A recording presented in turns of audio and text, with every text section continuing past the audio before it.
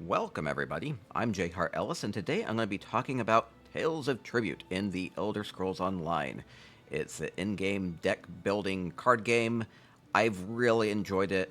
I've been on top of the leaderboard every single season, and have just really glommed onto it. It's a lot of fun, and this video is going to be about why get into Tribute, and then a lot of things that I've learned over the last year to help you to navigate so that you can have a more enjoyable experience with Tribute, and just a lot of strategy involving how to read the board, when to use patrons, what the different card types are, and how to use them. And then going through every single card individually and talking about when am I excited to actually buy this card versus when do I leave it on the tavern, because that's the most important thing. So I'm just going to go through this fairly extensively, get a lot of thoughts out there. I'm still learning things, even though I've played probably thousands of matches at this point. So there's no right answers. It's mostly just about having fun and trying to figure out what works well. And so I'll give you a lot of insights here about what's worked well for me, and we'll go and talk about this. So I'm just going to go in and we'll go through fairly casually and just get a lot of thoughts out there. So why play Tribute? There's a lot going on with it. There are, at this point, 10 different patrons, and you pick 4 different types. So 4 among 10 is so many different types of combinations anymore. Every single match is going to be different, play different. You're going to have different matches of upgrade cards in there that kind of add even more complexity to what the match can even be like. And then based off of how cards flop onto the tavern, it's going to be so much more randomized. So every single match is going to be different and play different and feel different, especially based off of the patrons that are picked. And so that variety and being able to try to build up your deck in a powerful way and try to react to your opponent really adds a lot up to the fun factor of it. So it's rewarding if you can pull off a good strategy. And I've heard a lot of flack about there's a lot of RNG involved, and that's true, but you can get it to work in your favor. And being on the top of the leaderboard, I've been able to maintain about an 85% win rate, so it's not all RNG. I certainly lose sometimes, but I often can point back to mistakes I've even made then. And sometimes it just really is the combos don't line up well for you, and it's just how it is. It is in large part a matter of statistical probabilities as far as whether or not your combos line up well. So that's an important factor, and so that's why I like it. That's why I think it's fun for me. And if you've played other deck building games like Dominion, or if you've played kind of those what flops out onto the board, like poker games like Texas Hold'em, I think there's kind of some elements of that.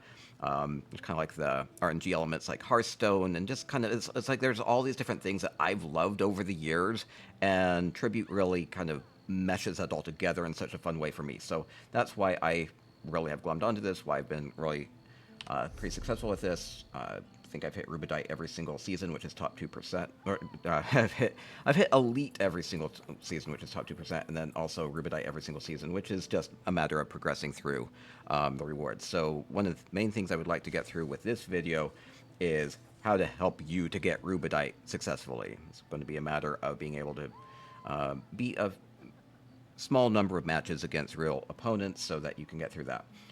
This video should also help you to really master NPC matches. NPCs aren't as smart as humans are generally, so and they tend to make a lot of dumb mistakes, especially early on, so you can kind of navigate that. And then there are also lots of rewards for playing Tribute. You do get rewards just for playing. You get purple box each day if you win a match, and then if you win, you get good rewards. If you lose, you get not as good rewards.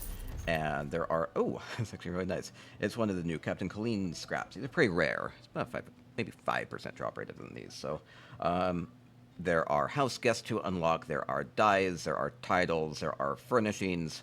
And it's been fun and rewarding. And so the fact that you get additional bonuses on top of it just being a fun experience and competitive is more on top of that. So now I'd like to just kind of go through, it's going to be a pretty long, extensive, just lots of thoughts video. So I'm just going to go through and go into an NPC match really quickly, just to kind of show you a couple of things about the board that were definitely not intuitive to me when I started into playing about there's not really a lot of surprises. It's a deck building game. You should be able to tell what your opponent buys, and you can look at what you've already bought. And so we'll just go ahead and hop into a match. I'll point out different parts of the board, so it's not totally overwhelming. When I first started playing Tribute, I was just totally overwhelmed. I was like reading every single tooltip. Keep in mind there are lots of tooltips, and you can look at these if you want to go through these extensively. I do have a lot of information on my website about these as well. I'll talk about that later. So NPC matches versus human matches are a little different because in an NPC match, the first player picks 2 patrons, second player picks the second 2 patrons. I'll just go ahead and pick the basic ones, starting ones. And then, but in a human match, the first player picks the first patron, second player picks the next 2, and first player picks the fourth one again. So we kind of react to it. Your patron picks do really change the flavor of how the match is going to play out. I'll talk about the patrons here in a bit. But for now I just kind of want to show you the board. What is the board? You can see the glowy hourglass. In a human match, you only have 90 seconds per turn. In the unranked matches or NPC matches, you can take as long as you like. Do have an add-on called ESO-wise Tribute Enhancements. It really helps with being able to keep track of time. There aren't really other add-ons, though, if you're on PC. So you can see your cards. These are cards that you can play. You can just click on them to play them. And as you add them, like this is 1 gold, it will add to my coin pile. And so you can hover over these. You can see what these are. These are important numbers. It's your coin. This is what you have to spend this turn. This is your power. This is used for a variety of different things. For flipping patrons or for knocking out agents. At the end of your turn, any unused power becomes prestige.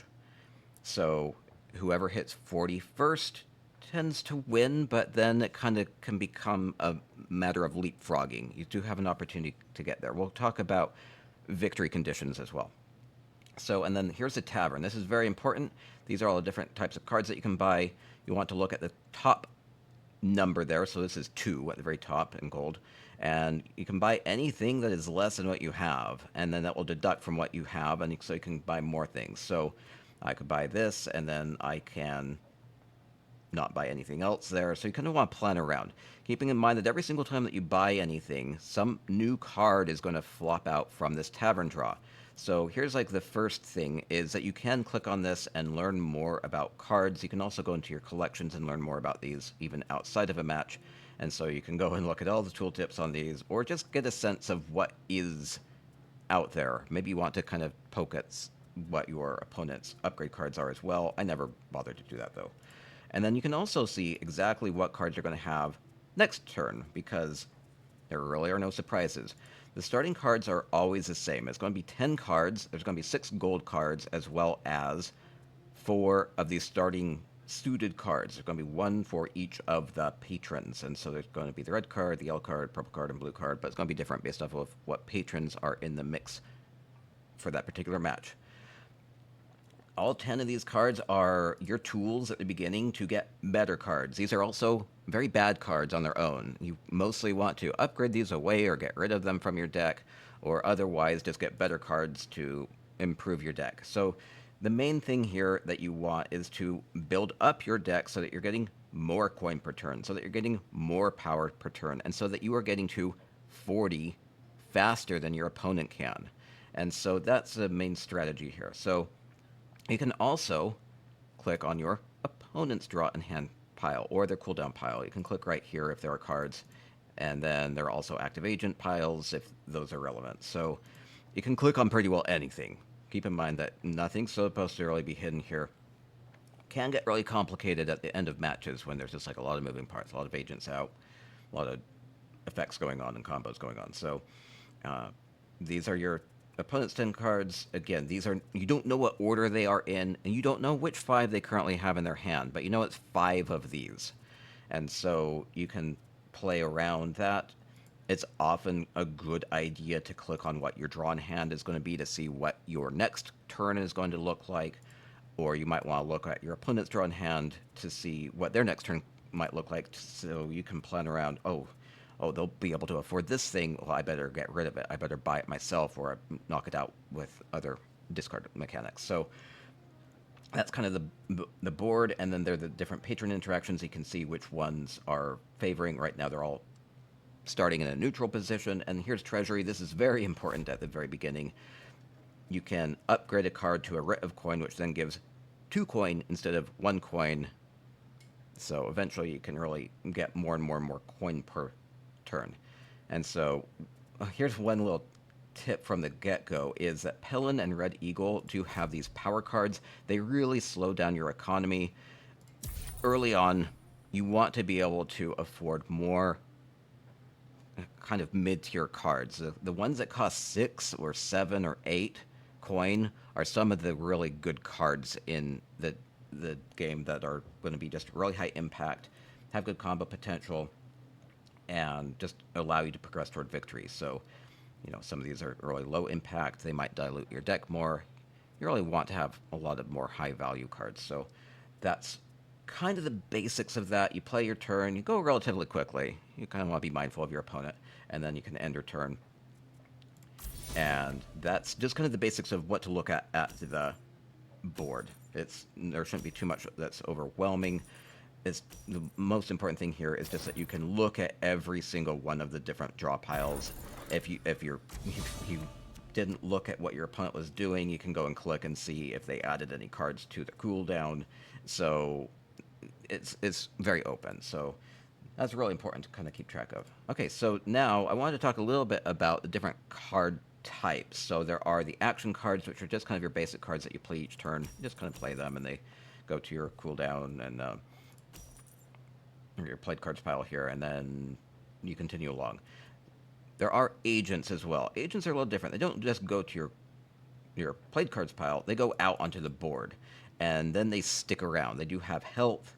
Some of them have taunt. Some of them do not, and that makes them stick out a little longer on there. Your opponent will have to deal with them.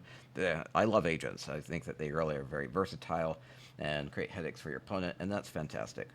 And then there are also going to be contract cards. Let's see if one pops up. No.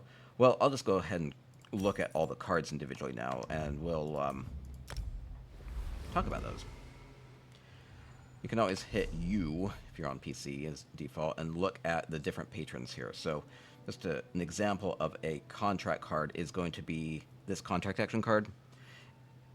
You'll note that it has a different layout. It has this nice gold border and a scroll on the top, so you'll become more familiar with these.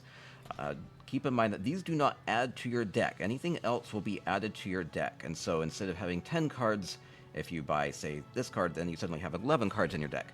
If you buy this one, it will just do what it says, but then you still just have the 10 cards in your deck. So contract action cards are just utility. They give you a immediate effect, but they do not add to your deck. And that can be really useful because they allow you to do a lot of different things as far as dealing with agents or drawing cards or looking at the next cards in your deck and things like that. So just like a lot of utility with those. And that way you're not diluting your deck, but at the same time, since they don't add to your deck, they don't permanently make your deck stronger. And you really want to be making your deck stronger. So it's a matter of assessing the situation with the board the way it is and picking what you think is going to be better for the long run. So, and then just a couple other things about different types of cards would be contract agent cards would be about the only other thing that hasn't been touched on. And there are a bunch of those from the new Almalexia deck.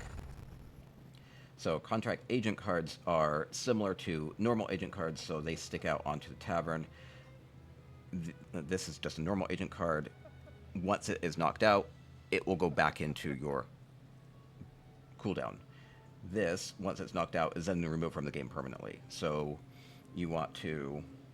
They are generally stronger, but again, they don't add to your deck permanently. So that is what a contract agent is, and then that's most of the different types of cards that you'll encounter. I then wanted to go through each of the different types of patrons and talk about their abilities and just like when to use them. First of all, though, I'd just like to kind of talk about where you get these. If you want information about these, I really recommend going and checking out my website at spicyeconomics.com/tribute, Or if you ever want to ask me questions or even challenge me to a match, you can go to twitch.tv/jheartellis.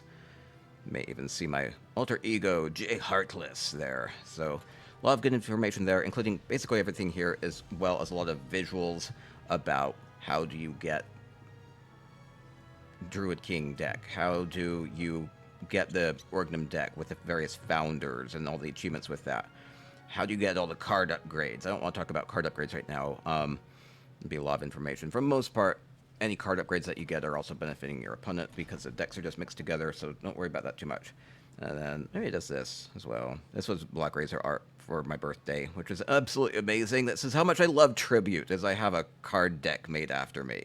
It's amazing. I love that, by the way. It's beautiful. Okay, so that will kind of be it as far as how to get the different decks unlocked, and that's pretty important. For Hunding, you'll want to do the High Isle main quest, as well as the High Isle bosses, one of each of the different boss types. For Red Eagle, you'll basically just do the main tribute storyline involving Bragas.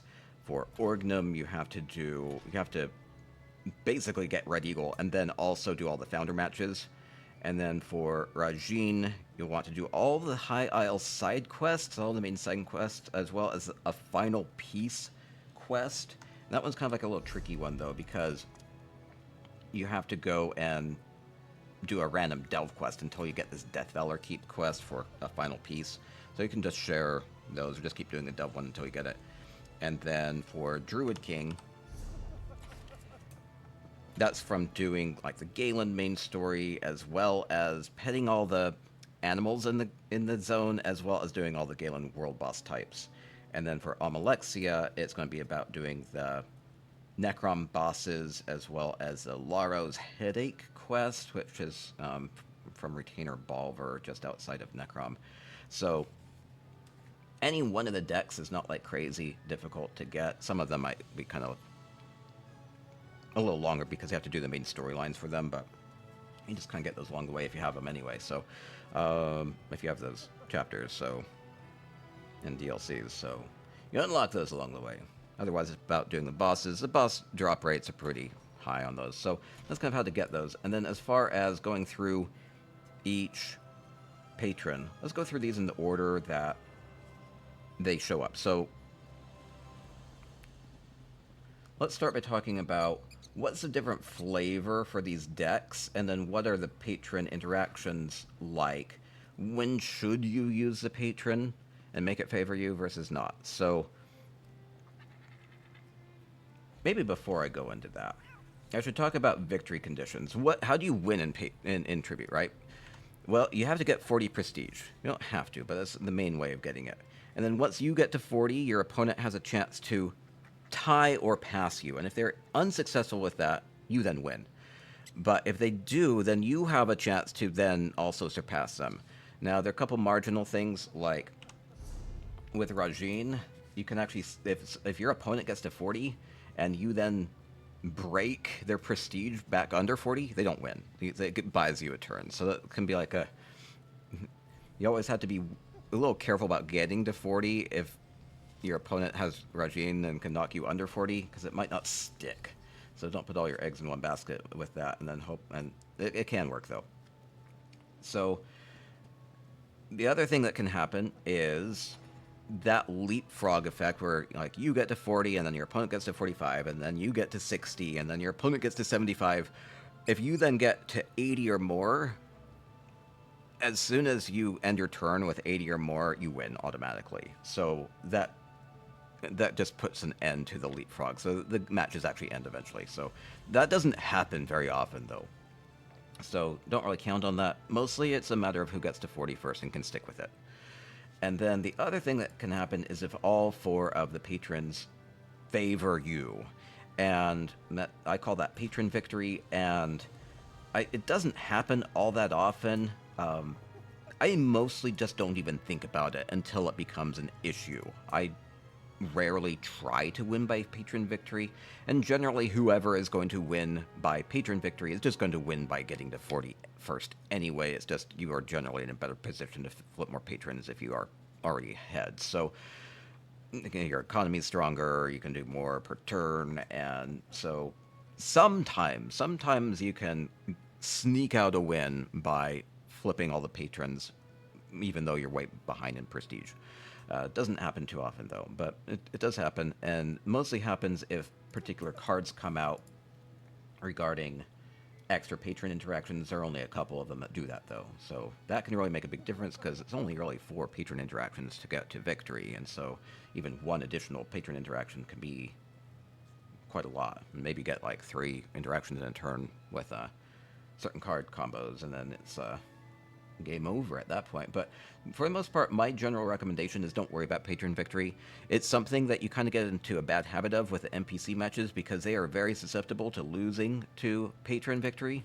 So once you start doing real player matches, you kind of have to think about more about how to get to 40 fast. So, or before your opponent.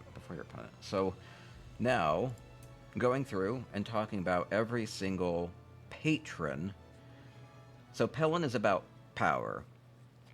A lot of power cards, a little bit of economy with the gold, and a lot of taunt agents. Now the difference with taunt is that you have to kill these agents before you can kill the untaunted agents, so these can kind of act as a barrier to protect the squishier ones. And that allows you, if you have both of those types out, to get a lot of combos out, get a lot of potential economy and power per turn that way. So that's kind of the flavor of Pelin. A lot of power, a lot of taunt, but nothing else really crazy as far as mechanics. We'll talk about every single card individually, and then as well after I go through this. And then as far as Pelin, it's just always the same effect. You pay 2 power, and that will put an agent from your cooldown on top of your draw pile. I don't use this very often unless I have something in my deck or on the tavern that will then allow me to draw that agent the same turn. And so that can be a really powerful thing. You put a really strong agent on top of your pile, and then you draw for it immediately, and you know that you're going to draw that agent. Otherwise, the deck is kind of just randomized, and so whatever. If you put things on top, though, you know that they're on top. So that's a good way to do this. The fact that you have to have the agent in your cooldown can make it very difficult to actually proc this if you're trying to go for patron victory. So Pelin usually prevents that, more often than not. So I tend not to do this. I'd rather be building up my economy or otherwise just buying powerful cards. It's not really helping too much. It can set your next turn up to be pretty strong if you look in your cooldown, or if you look in your draw pile and you see that you have like a couple of crows, and then you have a crow agent that you can then put on top of your deck, so that next turn you get like a 3 crow combo. Then it can be really effective. So speaking of, let's talk about Crow. Crow's good. So Crow is a fun deck. They had recently with Necrom made some nerfs to it, where they increased the cost on some of the cards, and they also kind of lock some of the card combo draws so that they are triple combos instead of just single ones. So important thing with I didn't really talk about combos. Combos are very strong. So if you look at these cards, you see like on Murder of Crows, it gives just 1 coin if you play it. But then if you play 1 crow card as well as let's say you play a Peck, and then you play Murder of Crows, you get the 1 coin, but then you also get an additional 2 coin, and you also get an additional 2 power. So you get 3 coin plus 2 power from playing Murder Crows. And then if you also played an additional crow card, and it doesn't matter if you play it before or after, then you also get the additional 2 power. So this can give like a lot of resources if you get that triple combo, but otherwise this is not unlocked, or these are not unlocked, and so you have to try to get big powerful combos. So crows are all about big chained combos. If you can get about 3 crows per turn, then you are drawing lots of cards, and so that is a lot of, you could just cycle through your deck very quickly, get a lot of coin, get some power along the way. And then the main thing with the Crow patron interaction is that it's kind of like a one and done. It starts in a neutral position, and when you flip it, you get all the coin that you've played, less 1. So if you have like 10 coin, then you get 9 power. And that can be used for knocking out agents, or it could be just used for getting a lot of prestige at the end of your turn if there are no other agents out there. So, but then once you flip it, you can't do anything with it. It's just not usable. So it's kind of one and done. But if your opponent uses it, then you kind of get 2 chances out of it, because then it goes back to neutral and then it goes back to favored. So use this sparingly. Normally, Duke of Crows is my game ender. Maybe I'll have like a big combo, and then I will have like 20 coin, and I'll flip that and just be over 40 and win. That's how that normally goes. Or maybe somewhere along the way, you just happen to play a lot of coin, and you're like, this is probably the most coin I'm ever going to play this match. And then you just flip Crow, and just that will be your best bet, just to get a lot of power in one turn and just bank it. So don't use Crow very often, and definitely don't use it early on. You can use Crow in a pinch if your opponent gets an agent out very, very early before you have any other ways of dealing with it. So maybe they get a contract agent and you have to flip Crow to knock it out. It can put you in a scary position, but at least you don't have to deal with that agent for then. So try not to flip Crow unless if you have to, or if it's just a good opportunity. Okay, talking about more patrons and what they do and when to use them. So Hlaalu takes any card that you have played this turn, so let's say Counselor here, and it will just straight up, it will take it out of the game and give you prestige worth 1 less than the total. So 10 becomes 9, so you just get 9 prestige from this. You can only do it for cards that you've played, which is going to be only action cards and agents. You can sacrifice any agents that are out on the board, and then but the problem with that is that you are always going to be a little resistant about sacrificing your good cards. But getting to 40 prestige, sacrificing something and getting like 9 out of 40 is like a huge chunk. And so usually you want to be building up your deck early on, and then you can start making the sacrifices. Using Hlaalu to get to 40 at the end is often the way that goes. Hlaalu is going to be one of your main ways of getting to 40 in any match that has this as one of the patrons. So keep that in mind. You can also use this patron to get rid of some of the cards that you get early on that then are kind of maybe weighing you down a little bit later. So those could be just some of the cheaper cards. You're maybe not banking a lot of prestige off of them, but you're then trimming your deck down, and it can be also a little difficult sometimes to win by patron victory if, like, you are only playing starter cards. These don't have a cost to them, so you can't sacrifice those. Or Writ of Coin also don't have a cost, Bewilderment don't have a cost, and Chimera doesn't have a cost. So there are certain cards that you can't sacrifice, so keep that in mind as far as patron interaction sometimes. This is just like a lot of tips and hints that I've kind of come across over the years. No, over the year and a month. Anyway, and then we'll go through each card individually at the end here too. Okay, and then Celarus is always the same effect, and that is just going to be to pay for a coin, and that's quite a lot. It's usually like most of your turn at the beginning of the game, to knock out an agent. You always have to knock out an agent with taunt first. That's a lot of cost for this, so I don't tend to use this very often unless if I feel like I kind of have to, just because there's no other way for me to deal with agents out there. I'd usually rather pay power to knock out agents and flip Celarus. I'd usually rather be using some other patron interaction. You only do get 1 patron interaction per turn, so rather be doing like a coin upgrade or drawing a card or anything else. So don't tend to use this very often, but it can be an effective way of knocking out agents that are otherwise tricky to deal with. And towards the end of the game, when you kind of already have your deck in a good position, rather than paying power to knock out agents and you just kind of have coin anyway, you can use this just to preserve your power so that you add that towards your 40 prestige. So that can help you to kind of eke out a couple more prestige per turn at the end of a more lengthy match. And then it'll mostly focus on agent patron powers for now. Okay, and then Rajhin just pays 3 coin to create a bewilderment card for your opponent. And so this is a little...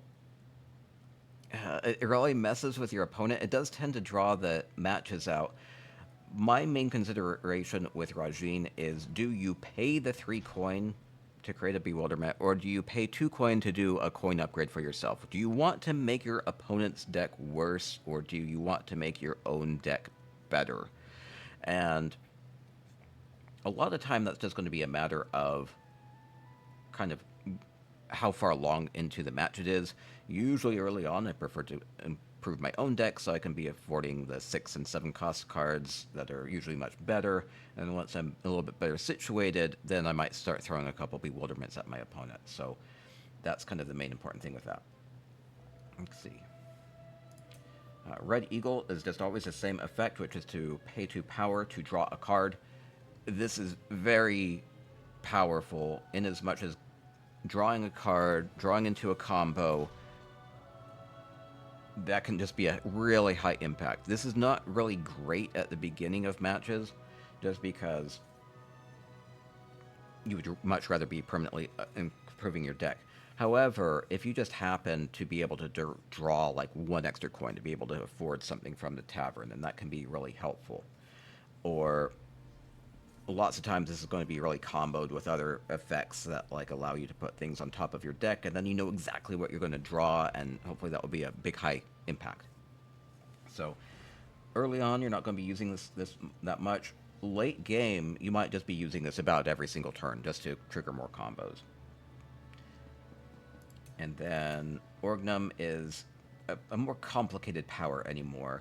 It's mostly about just directly turning some coin into power. And so Orgnum matches tend to go pretty quickly. And it's complicated a little bit by the fact that you count up how many cards are in your... that you own, and then you divide it by 6 or divide it by 4 to calculate how much power you are actually generating by this. One big note on this one is that once you are unfavored, it actually costs 2 coin instead of 3. And so this can often become a match of flipping it back and forth, but if it's favoring you, it's cheaper for your opponent. So you're paying 3 coin, but your opponent's paying 2 coin, and you might just be getting 2 power, or and they're getting 2 power, so they might actually be getting the better deal if it's favoring you. So otherwise, Orgnum matches are often about picking up a lot of cheap cards from the tavern so that that multiplier is higher.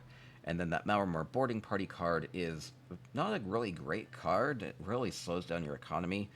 So you want to be careful about whether you want to be adding this. But late game, if you just are constantly comboing this, is a very quick way to get to 40 prestige. You know, you get 2 prestige for each one of these. If you had 5 of them, that would be 10. The game would be over in a couple turns. So Orgnum is an interesting match, usually short matches. And then Druid King is an interesting thing that allows you to pay 2 power to remove 2 cards from the tavern. And this can be really useful, especially if you if you basically bought everything that you can from the tavern, and then it's really flopped out some good cards for your opponent. Well, then you can pay the 2 power to remove those. Or at the beginning of your turn, you can play a card that generates a couple power, and then use Druid King to make more options available to yourself. And then the fun thing with this is if you get a really big 5 combo card with Druid King, then it creates a Chimera for you. And that is a very strong taunt agent that once those start getting out there, the game's usually pretty well over. You don't really want to go all in on trying to get the Chimera because your opponent might be able to bypass them, or just be making smarter choices along the way instead of you going all in on Druid King. So this is killable. It's still it's strong, but it's not the end. And by that time, you might have so many cards in your deck that it might not be popping up very often anyway, because if you have like 20 cards in your deck, including the Chimera, you're only getting this like 1 out of 4 turns, so it's not crazy often.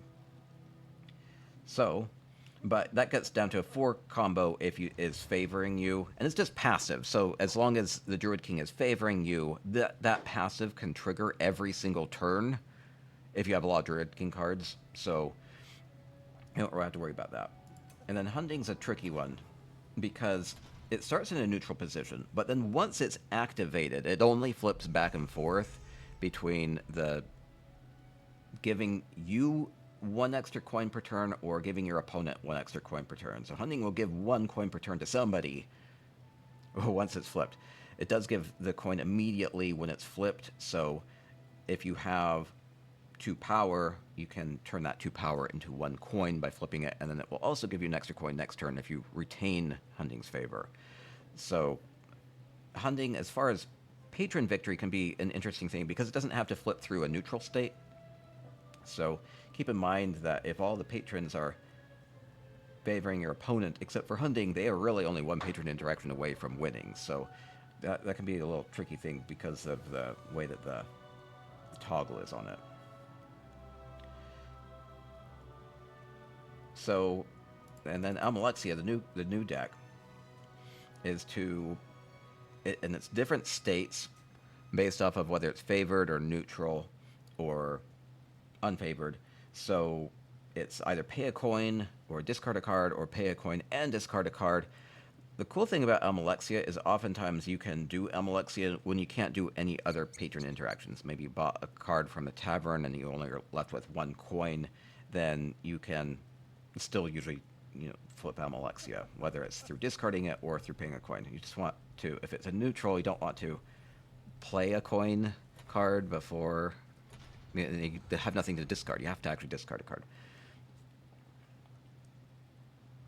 So then that allows you to look at cards on top of your opponent's draw pile and move one of them into the cooldown pile. So usually what you do with that is you take whatever strongest thing is shown to you and move it into their cooldown pile so that they can't use it on their next turn. And keeping in mind that they already have 5 cards in their deck, in their hand, and so you're really looking at their next turn. So, but that helps you in the long run. Hurts your opponent. The only one thing with this is sometimes if you move something into their cooldown, you might just be enabling your opponent to like hand refresh it back. So just be kind of careful with that. This is the only card that does that though, and the unupgraded one. So that's kind of all the patron powers. Now what I would like to do is talk more about the individual mechanics for each of these decks. Well, there's one big thing, Treasury, is you'll want to be spamming this a lot. Probably should have started with this. You start with these starter cards. They give 1 gold. You can upgrade this to a Writ of Coin, and then it gives 2 coin instead of 1 per turn, and that's a pretty big change. Like, if you upgraded all 5 of them, you go from getting 5 per turn to 10 per turn, and that's a lot more that you can be doing per turn. So once you get to, about 8 coin per turn that you're able to spend, that's usually a good card that you can buy and put into your deck, as well as a patron interaction, and so the snowball can keep going. Tribute often is about snowballing. So Treasury, you'll want to be using this primarily on the gold cards, or oftentimes if you want to improve your economy early, if you're getting rid of the Fortify card or the Warsong card from Red Eagle, this will really improve your economy if you get rid of those. So you can also upgrade any of the other starter cards, but usually you want to keep these for combo potential. Later on, if you still have like no crow cards in your deck, but you still have that peck, maybe it would be better if it were a Writ of Coin instead. And then definite high priority on this would be Bewilderment cards, which are probably not going to show up here. They just don't do anything, so making it go from a 0 coin card to a 2 coin card is very effective. So Bewilderment's always your highest priority for Treasury upgrades. And then here are the contract action cards from Treasury. These are neutral and the same every single game. These are going to be pretty important as far as how to interact with the tavern. So let's start by talking about these. So contract action cards. These are just, one-use utility things. These do not add to your deck permanently. You just use them. Very situational, but they come up so often that you'll want to be pretty aware of like when to buy these and when not to. So let's just kind of go through in order here. So Ambush and Black Sacrament both knock out an agent, or Ambush knocks out up to 2. And so if your opponent has an agent, then these are just sure ways of dealing with them quickly. So if your opponent has, or especially a high health one, these are very, very, very useful. Oftentimes, if you're clearing out the tavern, using the Barterer here, then you'll often be hunting for Black Sacrament and Ambush to try to deal with the agents in the most economical way. Agents otherwise cost a lot of power to deal with, and there aren't usually a lot of other good ways to deal with them. You can deal with them through like Flipping Crow or with Celarus power, but not much else. So, or Rajhin has a knockout effect as well. So these are quite powerful when they land or when they pop up. If you get some agents out and you're hoping to stand behind those, and then your opponent reveals a couple things and gets like a Black Sacrament, you can really turn the match around. So you want to be careful about giving your opponent opportunities to reveal these cards if you do have a lot of agents out. And then Barterer is just really strong. Use this at the beginning of a turn to give yourself more good options, or if you buy a card and it reveals something good for your opponent, then you can barter it away. Just keep in mind, if you do that, you are then revealing 2 more cards for your opponent. And really, tavern control is one of the most crucial things in Tribute. You, for the most part, don't want to be revealing good cards for your opponent. You want to reveal good cards for yourself, but then keep the tavern really dry for your opponent so that they're kind of forced to make the harder decisions. And then maybe they'll buy something that's kind of mediocre and reveal something really good for you. You kind of really want to put yourself in that position. So use this at the beginning of your turn to give yourself options, or at the end of your turn, in a pinch, to just deny your opponent a good card. Blackmail can be just a really good way of dealing with an agent, or just to reveal another card underneath it, or to buy this so that you can flip various of the patrons, since quite a few of the patrons do require power to activate, whether that's going to be Hunding, or whether that's going to be Pelin, or whether it's going to be Red Eagle or Druid King. So quite a few of them can be activated once you buy Blackmail. Same deal with Imprisonment. Imprisonment is a little higher cost, but gives more power. One thing, like really, really late game, is just note that 3 divided by 2 is it's a worse ratio than 5 divided by 4. Once you're kind of in that trying to get to 40 mentality, Imprisonment can be a little bit of a better way of getting there. Harvest Season is something that you almost always want to get. Early on, keep in mind that you pay 2 coin to draw what is almost always going to be like 1 coin, or 0 coin. So early on, this isn't very good, but eventually, this is something that you will almost automatically buy to help you get more cards played per turn, to have more combos, and also just to deny your opponent. You usually don't want to leave a Harvest Season out on the tavern, just because that's going to be more combo potential for your opponent. And it also is going to be something that once you buy this, it's going to reveal another card out onto the tavern, and that's more things that your opponent can be dealing with. So it's a cheap way to reveal a card for yourself, draw for combos. Harvest Season is very versatile. You usually want to put cards on top of your deck if you are able to, and then draw it using Harvest Season, so you get exactly what you'd like. And Rag Picker is a fantastic way of just whittling down your deck.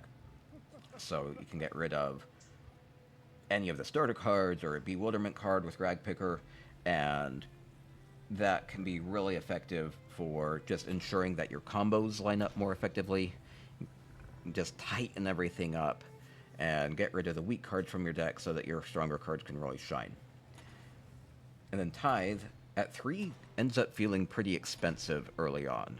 And then later game, this is kind of like an auto pickup. So Tithe just allows you to do one additional patron interaction. One thing I really like to do when it does pop up with Tithe is if I have exactly 7 coin I can play, and there's not really other good things out on the tavern I would like, Tithe plus 2 Treasury upgrades allows me to permanently get 2 ret of coin. So, because it's 3 for this, as well as 2 for the Treasury upgrade, 2 for the Treasury upgrade, and then you've permanently increased your gold output per turn by like 1. So it's pretty nice. It's a pretty nice little mini combo. If you have 8 coin and Tithe, you can do Rajhin and a Treasury upgrade, or if you have 9, you can do a double Rajhin at your opponent. It's pretty nasty. So just kind of keep in mind the cost on this, and then what you're actually able to use with the extra patron interaction. Also, if a Tithe is ever out, you definitely want to be keeping track of where all those needles are with the patrons so that you are not going to lose to patron victory. Tithe is one of those few cards that opens up an avenue for patron victory to happen more often.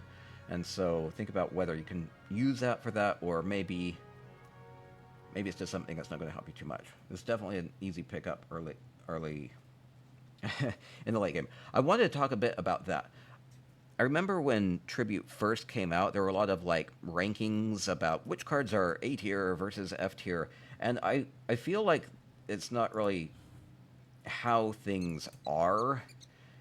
I think all the cards are better than your starting cards, that's for sure. So like Fortify is like your starting card for Pelin. Portcullis, pretty crappy card, but it's way better than Fortify. So a lot of it just comes down to what cards do you buy when? And that's going to be different at the early stages of the game versus the mid-game versus the final stretch, and you're kind of burning toward 40, or your opponent got to 40, what do you do to get there? Or you're on the cusp of losing to patron victory, and kind of like, how do you react? And when do you buy the cards that you do? Some cards that look really strong may actually kind of not do you any favors in the late game if you're picking them up late game. So I would like to talk more about these, more in terms of when do I buy these cards, and kind of how to use them to get to victory. So that would be kind of the next thing to talk about. It might be useful to talk about the various play effects first. Let me go through that. Just a couple of things that haven't come up yet. So you know what power is, you know what an agent is, you know what taunt is. So the only special thing with this card is that it heals if it takes damage, it heals. It's the only card that does it, and it hardly ever comes up, so don't worry about that one too much. But it can be an extra way to make it tricky to get through. Let's see, any other effects going on. Rally does draw a card on the combo. It's the only card from Pelin that really does very much special. And then other effects. Let's just kind of go through each agent by agent. Any other effects? Crows are mostly just about that draw combo potential. Otherwise, it's just pure gold, power, and draw.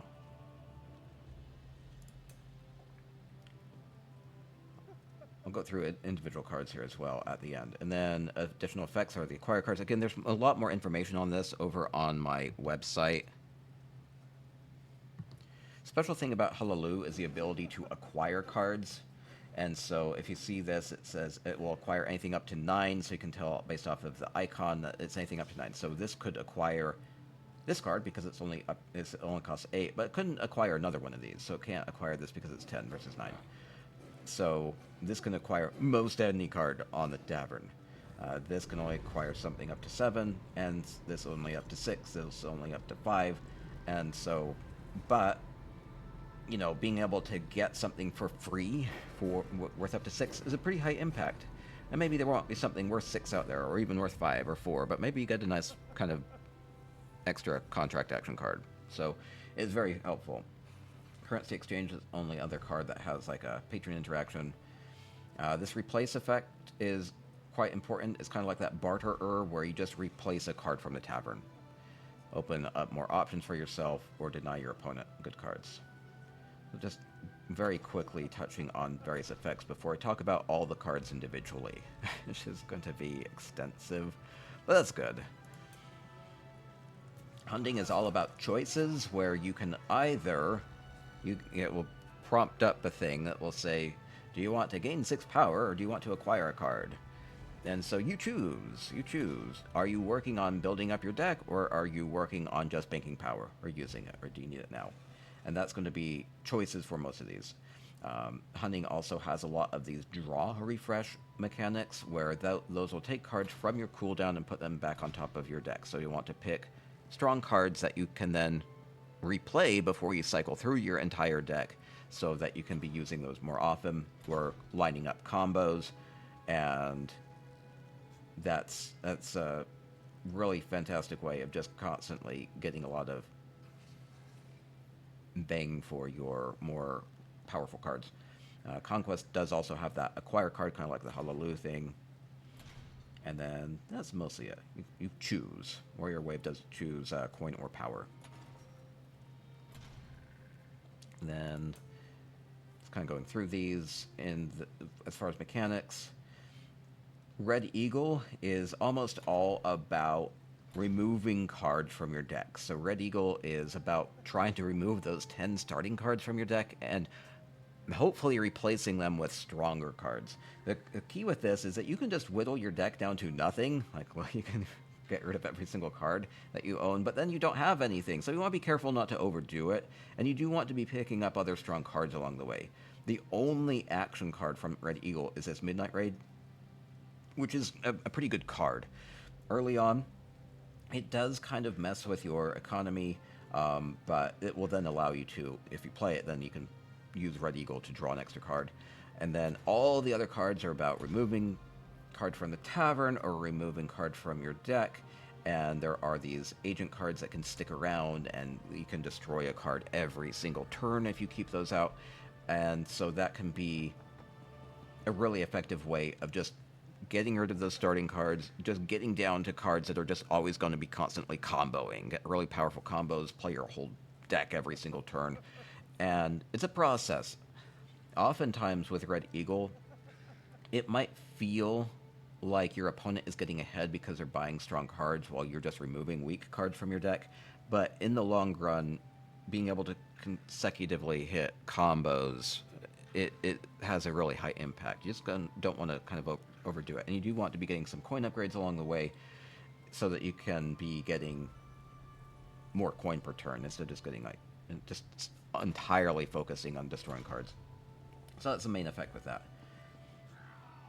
And then Orgnum special effect, nothing we haven't already talked about. This just directly gives prestige. This does give an extra patron interaction.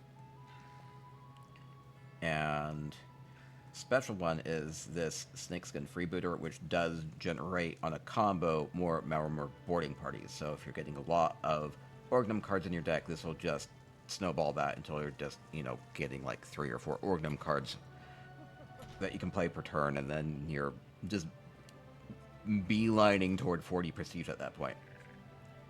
So as far as mechanics, I think we've covered most of it. Druid King gets complicated on mechanics, because nearly every single card does something different. And let me kind of briefly go through these. And then what I'd like to do after going through these mechanics is go through every card individually and talk about whether or not these are worth buying. So just gold, as well as getting prestige. The agents are where things get complicated with Druid King. So one thing to keep in mind here is that there's this upgrade card for Drafa Right Collar versus Eldertide Fenwitch. This creates a Wisp Collar totem versus a Wisp Heart totem, and just keep in mind that Heart is always the best way to go. J Heart tells you that. J Heart tells you Heart is better. Heart gives this Wisp Heart totem versus the Wisp Collar Totem, and this just straight up gives extra coin on the triple combo. So we can get 8 coin with this potentially versus 6, and so this is just way, way, way, way better. So Drafe Right Collar is a way to go if you ever have the option between these.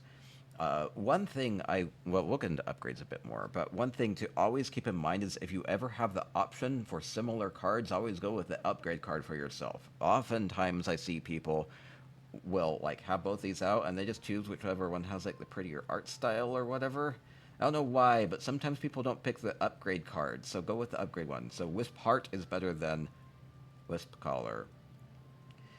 And then, as far as effects here, while this is in play, every single time you put a card in your cooldown, you get a coin, and so if you're like tossing cards, then or just buying cards, you can get a lot of coin to play in a turn, and so oftentimes that's the main reason to buy this. It also just anyway, we'll get more into that. And then if you combo it, you generate Wisp Heart totems, and then you can more reliably get Druid King combos to work toward Chimera. That's kind of the idea with that. And then, similar with this creates a Wisp Collar totem, which is the weaker one, and that's just the special effect on that one. Druid King Vestment's very similar, but instead of gaining coin when you put things on your cooldown, you gain power just straight up. You can get a lot of power with this based off of various effects that you're playing, or if you're just buying a lot of cards. And then there are a couple special Druid King things regarding agents. So this agent will give you an extra coin whenever an agent is played or activated. So that includes yours as well as your opponent. So if you play this, you do get 1 coin immediately, but then if your opponent then like activates three of their agents, then the next turn you have 3 extra coin that you get to play. So it can be something that your opponent has to play around that can kind of mess with them. And the main thing with this is it does give lots of coin potentially. Firesong Haruspex here does give an extra prestige every time an agent is put into your cooldown. This doesn't come up all that often, though, just because it doesn't include itself, and so if you buy an agent, that will go in your cooldown, or if a different agent that you own that is not a contract agent goes in your cooldown, it will generate a prestige. So it's not a big effect, but just be mindful of that. And then Forest Wraith has that same effect as the Druid King Vestments, where whenever you put a card in your cooldown, it gives you power, and that can be a lot. Runes of the Drafa is similar to Firesong. It's just whenever an agent is placed in your cooldown, you get a power. And that could be only on your turn because it's an action card that you play on your turn. And then Whispers of the Grove just has this extra combo where you gain coin. Okay, so as far as effects, that will... Oh, I didn't talk about Celarus. Has a toss effect. Toss effect just allows you to look at cards in your draw pile, and then you can choose whether or not you move them into your cooldown, or if you keep them on top of your pile. So the idea there generally is that you want to remove the weak cards from your deck so that only the strong cards are left for your next turn, or for drawing immediately. And that's really the only effect here. Okay, and then Almalexia introduced a few new mechanics as far as... The main thing here is that donate effect, where you will discard another card in your hand and then draw a card. And you reconcile these one at a time, so you want to kind of be mindful that you do need to have a card in your hand to donate. So usually the idea here is that you want to be discarding the weaker cards so that you can then draw into stronger cards or into combo cards. And sometimes you just eventually like, I don't want to donate anything, and you can just stop at that point too. So donating is pretty powerful as far as being able to just cycle through your deck very quickly, bypassing your weak cards, just getting straight to your strong cards. Philanthropy really plays with this because every single time that you discard a card, you gain 1 power. kind of similar to that Druid King effect, but so that can be a lot because you play this early, and then you can donate cards, and every single time that you're donating, you're getting a power. And if you have multiple of these philanthropies, that can really add up very quickly.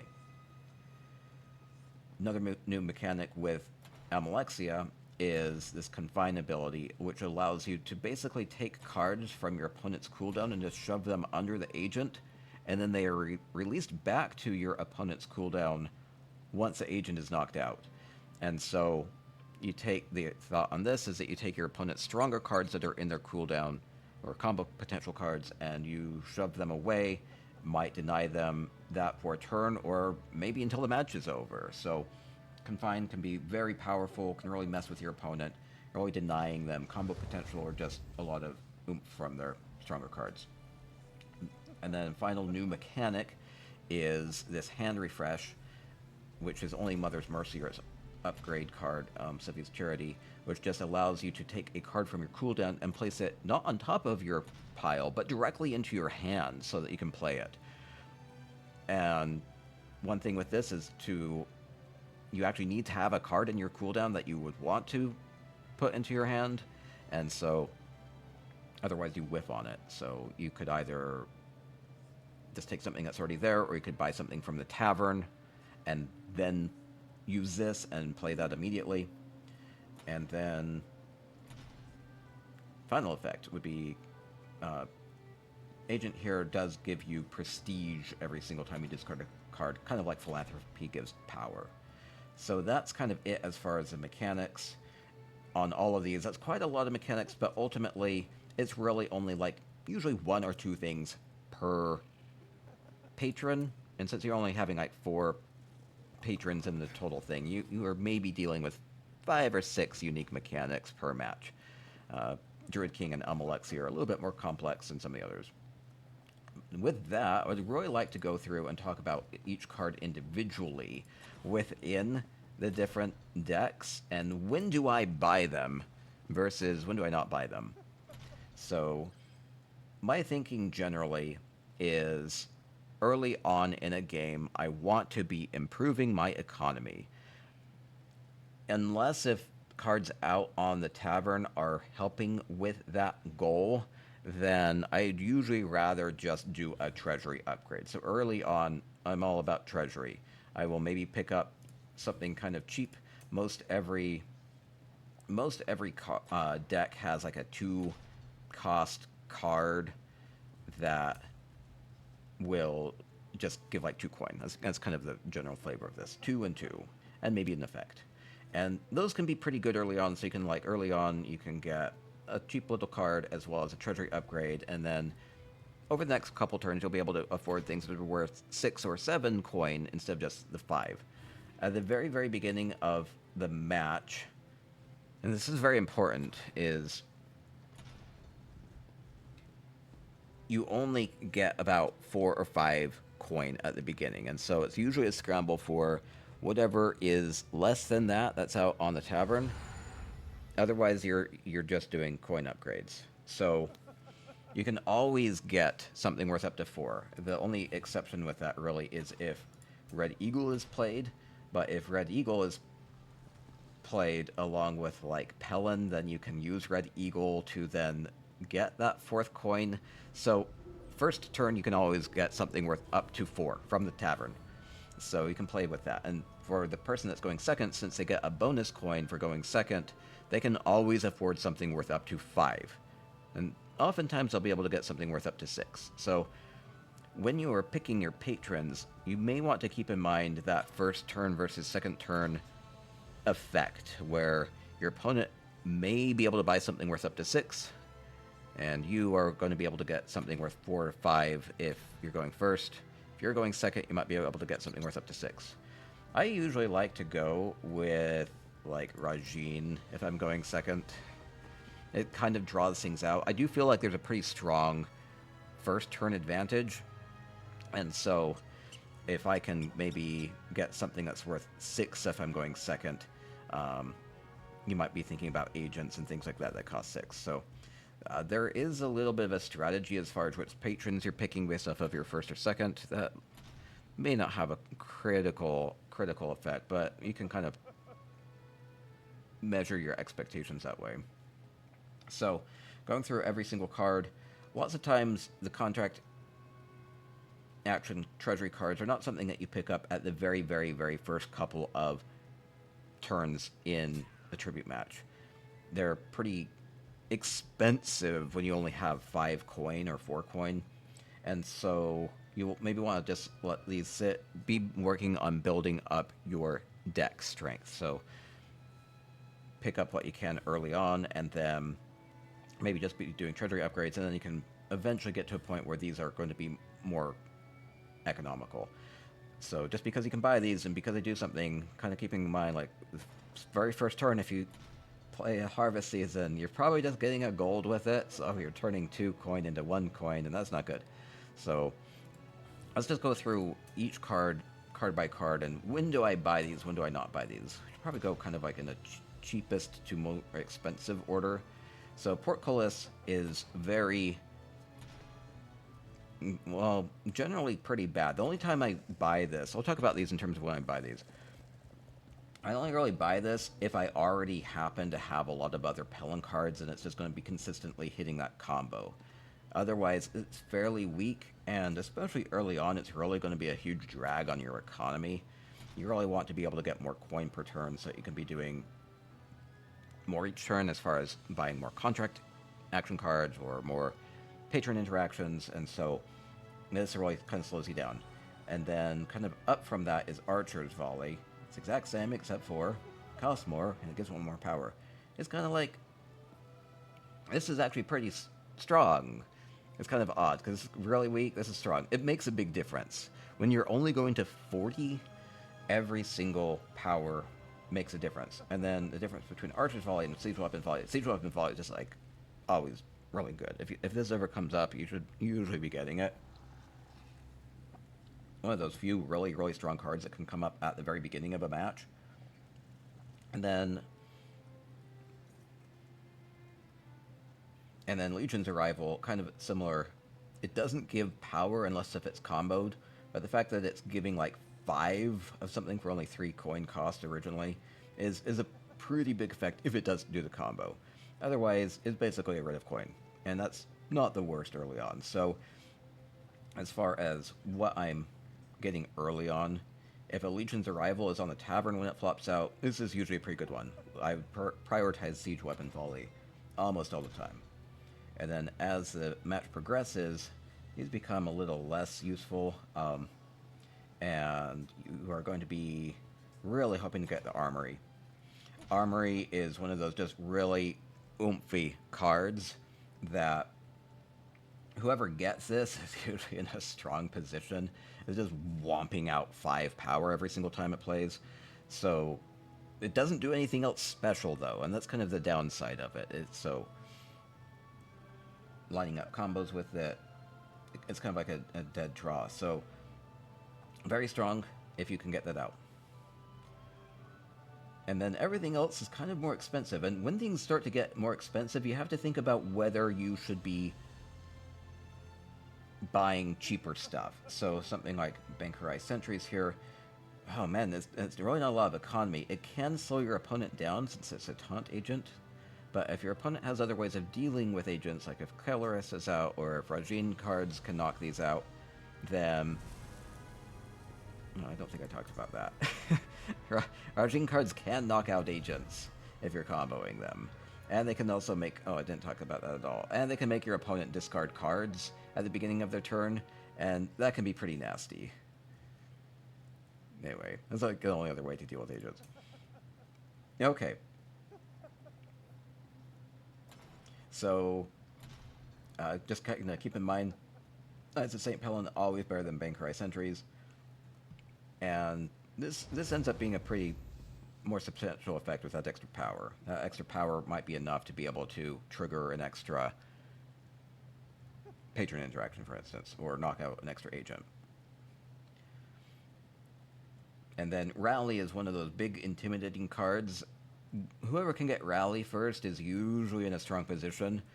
It doesn't usually combo with the draw a card, but just even the 6 by itself is a pretty high impact. And if it does draw, then that's just extra insanity. And the whole extra card could be like you rally into an armory, and then that's just like so much out of 40. So this is usually a pretty strong pick, especially late game. Banneret as well as Knight Commander are very expensive. You basically have to put everything into buying these, and then they're pretty high impact. I mean, what I often think about with agents is, like, it's 3 power, but then it's also negative 5 power for my opponent because they have to spend power on dealing with this. So that's like 8 total for that. If they don't have other ways of dealing with it. I mean, it might just be that they can knock it out with a Black Sacrament or with a Rajhin card, and then it's not as high impact. So I usually don't buy a lot of agents if my opponent is already buying like a lot of Rajhin cards and things like that that can knock me out very quickly. But if you can just get a wall of these taunt agents out, then it can be game over at that point. Shield Bearer, I don't tend to like to buy too often, especially early in the match, just because it's a big expensive cost for not permanently improving my deck. I will buy this if there's not really other better options out, or if I'm getting it for free with like a Hlaalu acquire card, or if I already have a couple other agents out and this will protect them because of the taunt. So otherwise, this can just sop up some damage, and then maybe you sacrifice it with like the Hlaalu patron, and then that can just allow you to bank some prestige that way as well. So every card is going to be useful based off of the situation, about what you've already purchased, what your opponent is purchasing, the state of agents, the state of patrons. So every card is useful situationally. So some cards are just better than others, so. And then, let's go through Hlaalu next. So early on, like, luxury exports is such a lot of coin early on that it really fits within my general strategy of I want to be able to afford better cards in the long run. Luxury exports really does that. Instead of getting like 5 coin in a turn, you're suddenly getting like 7, and that allows you to buy like everything, nearly anything,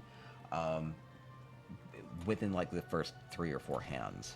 And so this is a really strong bonus effect. It's basically the 2/2, but the extra effect is the +1 coin. So this is a really strong pickup. Interesting contract action cards from Hlaalu are these mines, where if you hit a triple combo with yellow, then you get a ton of extra coin. And so whenever one of these contract actions is out on the tavern, I'm thinking, can I get that triple combo? Or if I don't buy it, will my opponent be able to? And so I will usually like click on my opponent's draw pile and see if they have Hlaalu cards coming up. If that's the case, I want to take care of these and get rid of them. Otherwise, since these just give 2 coin when you purchase them, you can basically just reveal a card underneath this for 1 coin. It's just this 3 minus 2. And so that's usually what ends up happening with these. You just buy it and reveal something else on the tavern. Other cards from Hlaalu early on are these Custom Seizure that allow you to acquire a card, or the Hostile Takeover that allow you to combo acquire up a card. I tend to avoid these cards. They are very risky, and they do not themselves give you economy very well. They allow you to get other stronger cards, but ultimately, once you get these, maybe you get lucky, and this can effectively, this might be like 5 coin that you are being able to just like use. Like, you get something worth up to 5. Oftentimes you're getting instead like an Ebony Mine, and then you can hopefully get a combo off that, or other contract action card. So they do have utility, but usually after I've played, I might be kind of forced to buy these every once in a while, but then my thinking is, when do I get to use the Hlaalu patron ability to get rid of it, and then just bank that prestige and then get rid of this. Kind of the same with Hostile Takeover. If you're lucky, then maybe you can use Hostile Takeover to combo into getting like a free currency exchange because it costs 7 here. And that can really flip the game really quickly. But it's risky because early on, you only have 10 cards. You buy this, and so 2 out of the 11 cards that you then have are yellow. And are they going to line up? Are you going to get a good free card, or are you going to whiff it? It's always one of those things where I assume that I'm not going to get the combo, and that if my opponent gets this, they are going to get the combo. So you kind of play around that. Same thing with this Hostile Takeover. I'm more likely to get this if I already have a lot of other yellow cards and it's going to be proccing more often. Early on with Hlaalu, you may be able to get Hireling or Oathman, keeping in mind that Oathman is straight up better than Hireling because it acquires something worth up to 6, and there's usually a pretty big difference between the 5-cost stuff and the 6-cost stuff. The 6-cost stuff tends to be more high power or some really strong agents that can stick out there. So if you ever have the opportunity, get Oathman over Hireling, and then oftentimes you're like acquiring you're like hiring a Hireling with the Oathman, so get that for free. Currency Exchange is one of those kind of game-changing cards where every single time it comes up, it's like, oh, whoever gets that may be able to win by patron interaction. Because every single time this combos, you get an extra single patron interaction. So, tricky thing with that is, are you going to be able to combo it? Oftentimes, you'll be able to play this by itself, but you might not have other yellow cards in your hand, and then you only get the 1 patron interaction. So, and then it goes back into your deck, and when do you get to it again? Whenever you do get that additional patron interaction, take advantage of that. Otherwise, I usually start my turn by replacing the card with the effect here. Try to reveal more good cards. And then that 5 coin is just like a lot. Allows you to do a lot more with it. So, usually, if a currency exchange is out there early, I am just like trying to do treasury upgrades so that instead of getting like 5 coin or 6 coin, I can eventually get 7 coin so I can afford the currency exchange. This is one of my favorite cards to try to get. And then at 8 cost, there is the House Marketplace as well as the House Embassy. I've seen this before where both of these cards will be out on a tavern and people will pick up the wrong one, so be careful with this. This one just straight up gives you 6. This one straight up gives you 7, so this one's the better one. These can be really powerful as far as just generating tons of economy in a turn, and then also acquiring more cards. The only thing with this is kind of like a late game type of a thing, and when you have 8 coin, are you better off buying something like this? If you already have 8 coin, it means you're kind of already in the mid to late game. Or would it be better to be getting more other kind of mid-tier powerful cards as well as using a patron interaction?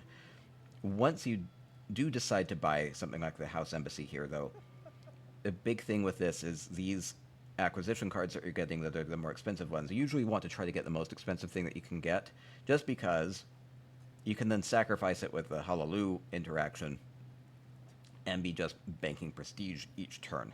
And then this is also just a fantastic card to sacrifice itself to try to get to 40. And then Hlaalu Kinsman versus the Counselor. Again, they're exactly the same, except for this one has 1 less health.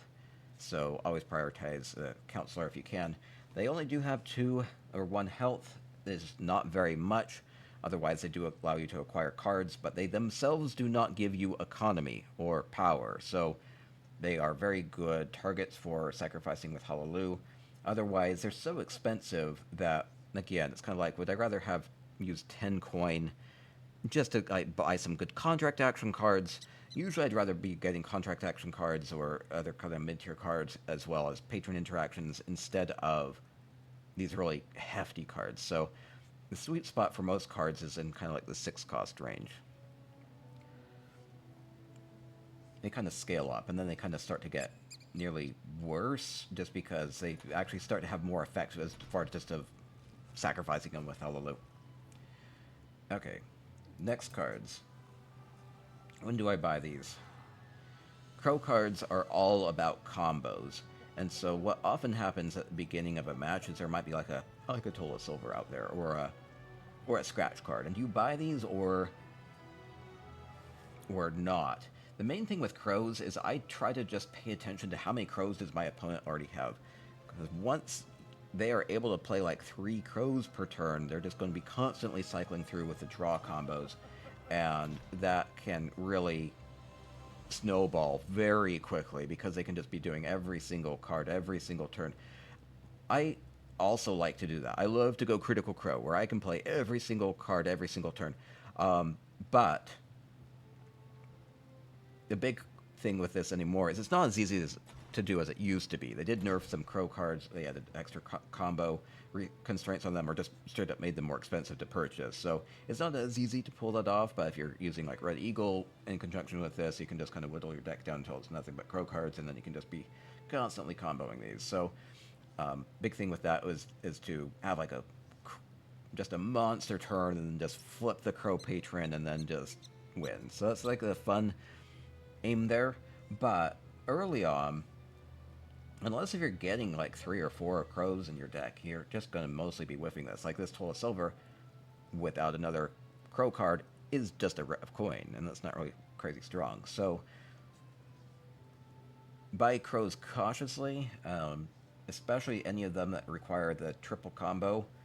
Just kind of pretend like it doesn't exist until you get more crows in your deck. So later on, these can be really helpful just for being able to draw into additional combos. Even if you don't really have a lot of crows, just the ability to draw a card, like if you have already put other cards on top of your deck with refresh abilities or toss abilities, and then you know what you're drawing into, that could be a little bit more effective, even if you don't have a lot of other crows. And don't just auto-buy crows just because they're out there. So, when do I buy these? Total Flesh, like, I'll buy this if I feel like my opponent is going to pull off big crow combo potentials. Otherwise, I'd be rather focusing on other things. Same with Scratch. Scratch is effective for getting a lot of coin. It's like 3 coin if you get the peck with it early on. And that can really allow you to buy some powerful cards before your opponent. But otherwise, it's very split. And otherwise, it's really just like a single, these don't exist, and this is just like a single gold card. So also, as far as going Critical Crow and drawing everything, this is kind of like a dead end because it doesn't itself draw cards. So Scratch can kind of stop your combos. Same with Murder of Crows. For Murder of Crows also gives 2 extra power, which is a nice little bonus. And then other cards here, Pool of Shadow, it does do the draw, it does give power, can be very effective for dealing with agents early on. Otherwise, it is probably going to slow down your economy early on.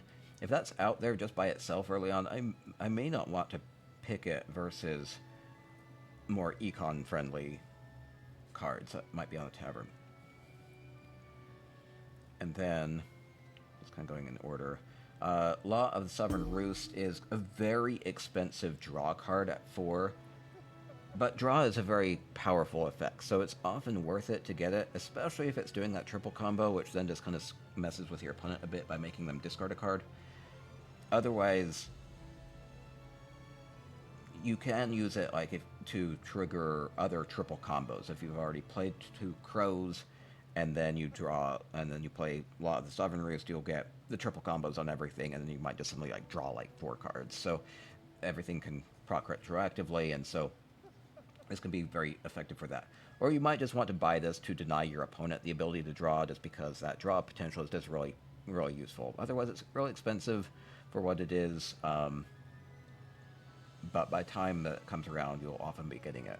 And then Toll of Silver is just also straight up better than Toll of Flesh, so with that extra coin, so if those are ever out there, be sure to get Toll of Flesh. Extra coin. Blackfeather Brigand, I don't tend to like to get unless if it's very late game and I just already have lots of crows and it can just kind of fuel the combo draws on this. Otherwise, it's really expensive for what it is, and it really is not good econ-wise, only giving 1 coin. Blackfeather Knave is just a 1 coin upgrade than that. Kind of the same deal. If you get this out early, though, and your opponent can't deal with it, then you are getting that 2 extra coin per turn, and that itself can be pretty nice. otherwise it's a little overcosted for what it is. So these are kind of buy at your own risk cards. Black Feather Knight also, unless if you're getting a triple combo, is a really weak agent. So, but it does have 3 health, might just be kind of annoying for your opponent to deal with, or just might make them feel like they have to throw a lot at it. And then if you do allow this to stick out there, then you can pull off more crow combos. And then Plunder is one of those really kind of like, it really ties your deck together because you can potentially draw 3 cards with this, with a quadruple combo. Early on, this only draws a card. So early on, if you you go second and you buy Plunder, and then you play Plunder, you're just gonna draw gold with it. So it's not good at all early on in the match until you get the triple combo, and then it has the potential to start to snowball. But the very first several hands, you're really not going to be wanting this. And then same with Pilfer. Pilfer is the same except for it's worse because it doesn't have that the quadruple combo. So Pilfer, kind of same deal except for worse. So Pilfer can be a little bit of a trap. If you buy this, you're often not going to be getting much benefit from it. If you already have lots and lots and lots of crows, then it's critical to kind of link your deck together so that you can be drawing everything every single turn. And then Squawking Oratory in the same vein with a triple combo. Very powerful. Quadruple combo gives tons of power. And this is really very effective if you already have a lot of crows. But this is very contingent on already having a lot of crows. So if you're picking up a couple Toll of Flesh and pull a Shadow along the way and you're able to kind of sync those together, then Squawking Oratory just allows you to cycle your deck very quickly. And so crows are usually good picks if you feel like you are going to be able to get a lot of crows. Or if your opponent already has a lot of crows, you need to pick them up to deny them. I mean, it's not going to hurt your deck to get a Pilfer or a Plunder or anything, but it's not necessarily making it better. So you want to be making sure that whatever you're buying on the tavern is going to be something that's actually improving your deck. Or maybe just buy things defensively to deny your opponent a critical card. Celarus next. Early on, Scrying Globe is just a really effective card. Just gives a 2 coin and allows you to toss 2 of your worst cards into your cooldown, or to set up combos with that. Time Mastery, if that flops out at the early, usually don't like to get it unless if I kind of feel like I will be able to get additional Celarus cards, the blue cards here, just because it very much screws up your economy if it does not combo. So it gives 0 coin unless if it combos. So, and then it's 2, and it's just kind of not bad, at least early on. But the ability to toss 4 cards is very powerful, especially if you have other draw mechanics in your deck. Or it will allow you to bypass bewilderment cards, or just really allow you to set up combos for the next turn. Early on, if a Prophecy is out on the tavern, it's like usually my favorite card to get. It's a big high impact with the coin, as well as allows you to replace 2 cards from a tavern, which you can do that at the beginning of your turn to give yourself more options or to deny your opponent cards that would be critical to them. And so this is very strong. Prescience is the same, except it only does 1 card replace instead of 2, so prioritize this if you have that option. But this is very powerful. Later game, this starts to become less and less high impact compared to other cards that you might be able to get, especially since it doesn't like draw cards or line up other combos itself. So, but usually a pretty strong thing. That toss effect is very powerful. If a Psijic's Insight or Supporter's Insight is out on a tavern, I usually try to avoid them. They do not themselves generate any economy, so you are like permanently going to be down a couple coin if you do get these. It's more about, do they allow you to line up additional combos going forward? So for like the next turn, or if you can play them with like Dreaming Caves, so you can draw immediately with it. So, otherwise, they do generate power. You can just go like all in on Celarus and just be generating power towards getting to 40 prestige just using these sorts of cards, but it does not work very often. These can be good utility, especially with the Druid King effects that give you extra power or coin whenever things are moved into your cooldown pile. That's where this really shines the most. And then same deal with Sage Council and Augur's Council. If these are out on the tavern, these are contract action cards, so they are just one and done effects, but they can be good ways of getting some power to be able to knock out agents. Otherwise, if you already have like draw cards in your hand, then you can use the toss ability and then draw for exactly kind of what you want. And then the two agents here, Psijic Apprentice and Psijic Relic Master, notice that the Relic Master is just straight up better with one coin, are not really good for economy, but they do have health. They're a little bit of a mess for your opponent to deal with. Otherwise, they're more about setting up combos in the future, and so they don't really give high impact in the one turn, but can in the future, and they're pretty high cost. So if you buy something like this from a tavern, it's probably going to reveal something else for your opponent, potentially, so it's pretty high risk to buy something like these, when these are not really great by themselves. Again, they do pair well with, like, Druid King. Dreaming Cave is one of those just really, really, really powerful cards. Maybe one of the best cards in the game. At 6, it's pretty expensive, but the ability to draw a card is really powerful. And so you do that, it just always replaces itself, and it then tosses 4 cards so that you can then set up additional combos. If you are playing with Celarus, then usually you'd want to like play a Scrying Globe so that you can toss cards and then draw exactly what you want with the Dreaming Cave. And so try to do toss effects or refresh effects before you play Dreaming Cave. But this is usually one of those cards I just like, if Dreaming Cave's out there, it's like, who can get it first? It's just that good. So, and the fact that it also gives 2 power on the combo just really helps you to deal with agents and everything much more effectively. So next up, just kind of going through these one by one. What's good early on versus later?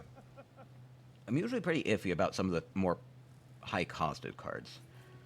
Usually want a good combination of high immediate impact as well as utility from contract action cards or patrons. So Warrior Wave is, if it pops out there, it didn't used to do this, but now it's 3 coin or 3 power, and that 3 coin early on is a lot. Or that 3 power later on is just always very useful. Usually when you have Hunding in your mix, you'll want to have some sort of way of flipping this so that you get that extra coin per turn, and so anything that you can get that gives some power per turn will help you to flip that. So my general thinking is to snowball by building up economy early on, but when Hunding's out there, I always try to get some source for power, so that could be from like the Red Eagle cards, or Crow cards that give power, or Pelin cards that give power, or Hunding itself gives power through like Warrior Wave. Because if you get into a position where your opponent has Hunding favored them and you have no way of flipping it back, then you can really tell it's a bad position to be in. So getting something that just gives the versatility on something like this is really good. So Warrior Wave, whenever that pops up earlier in the game, this is like one of those really good cards to get. Conquest might look kind of similar with the cost and the power, but it can actually really slow down your economy. It itself isn't giving you coin, and so if you really want something that's worth like 6 or 7 coin, this isn't going to help you get there, even though it can allow you to acquire something kind of cheaper that might itself be useful. Most of the time, you're just going to be getting the power from this, and that can be used to flip Hunding or to knock out agents, or you're just acquiring more cards. This is a pretty useful card, especially early on. Later on, it might kind of start to drag on you. Battle Meditation can just straight up gain 2 power. Oftentimes what happens with Battle Meditation or Grand Oratory is that you just gain a 2 power to flip Hunding, and then you have it, and maybe your opponent can't flip it back. Keep in mind that the Way of the Sword is also an option card where it can gain coin or power. Oftentimes you are choosing the power option to be able to flip Hunding over to your side. Otherwise, general strategy with Way of the Sword is use the coin if it allows you to purchase something, or to, like, you need an extra coin to do a treasury upgrade. Otherwise, if you kind of just have this and don't have anything else that you can do at the end of your turn, just bank that 1 power. 1 power out of 40 can make the difference. Matches often come down to just a few points, really. Can be a little tricky to try to gain back this 2 coin from Grand Oratory. It's kind of like the mines from Hlaalu. Like, you want to try to get those, and then it's like, what do you do with all this extra coin? You can do it a lot. I didn't really talk about how crazy a turn can be with those mines procced with Hlaalu. If you do get these triple mines and you suddenly get like 12 coin, like in the couple first hands, and you buy something really expensive, like a Currency Exchange or House Embassy or something from the other decks. Okay, just a lot of information, a lot of things that I've kind of come across over the last year of playing. Okay, continuing along. Shi'ai summoning itself kind of screws up your economy early on, but late game has really high impact. So the ability to move 2 cards from your cooldown on top of your pile can really allow you to line up combos very well. And then the ability to acquire something worth up to 5 is, early on, there's usually a lot of good cards worth 5 out there. And so you can acquire those and then build up your deck and then refresh them in the later turns.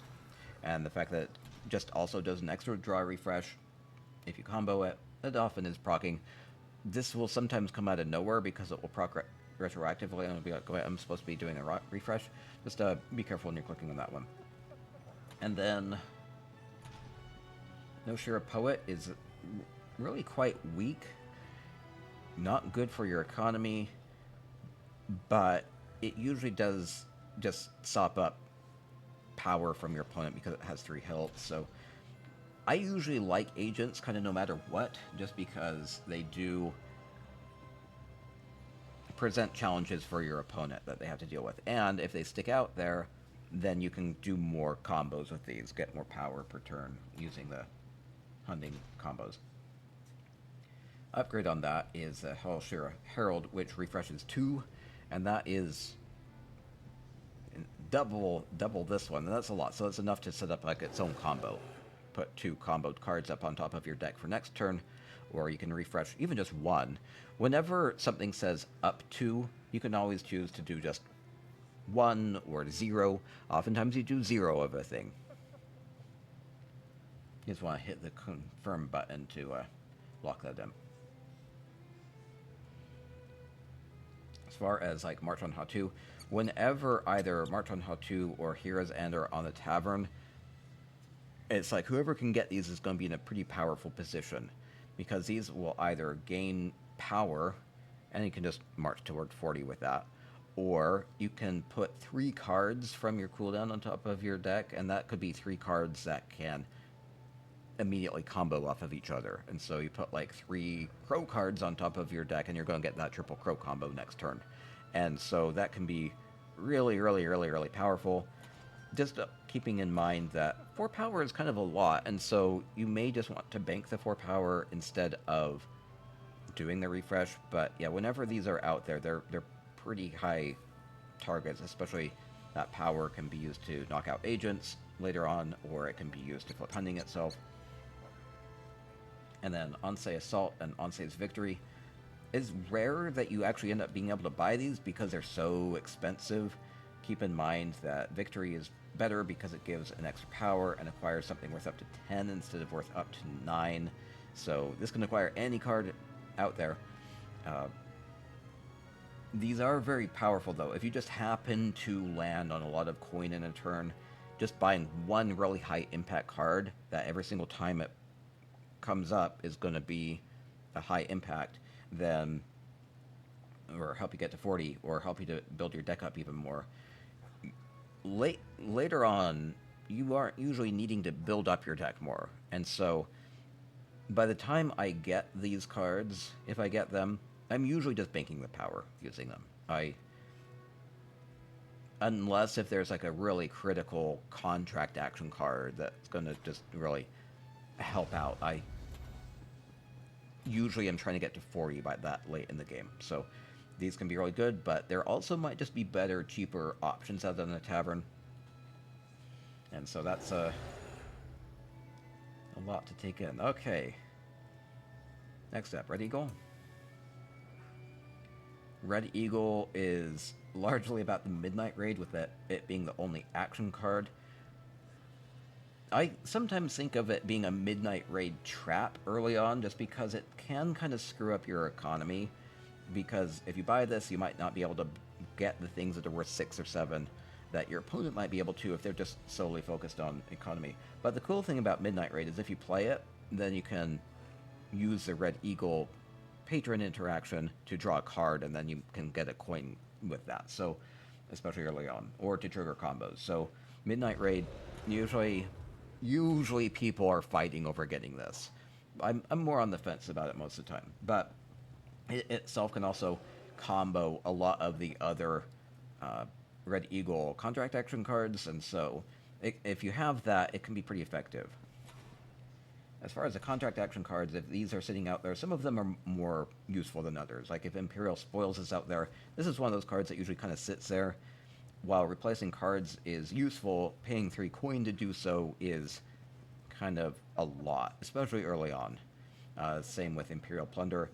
One thing with Imperial Plunder, though, that's cool is it costs 3 to replace 2, but if you can combo it, it gives you 2 coin back, so it's really only costing like 1 to replace 2, so it's kind of like the barterer, but it does 2 instead of 1, so it's actually pretty useful if it combos. So a lot to go over here.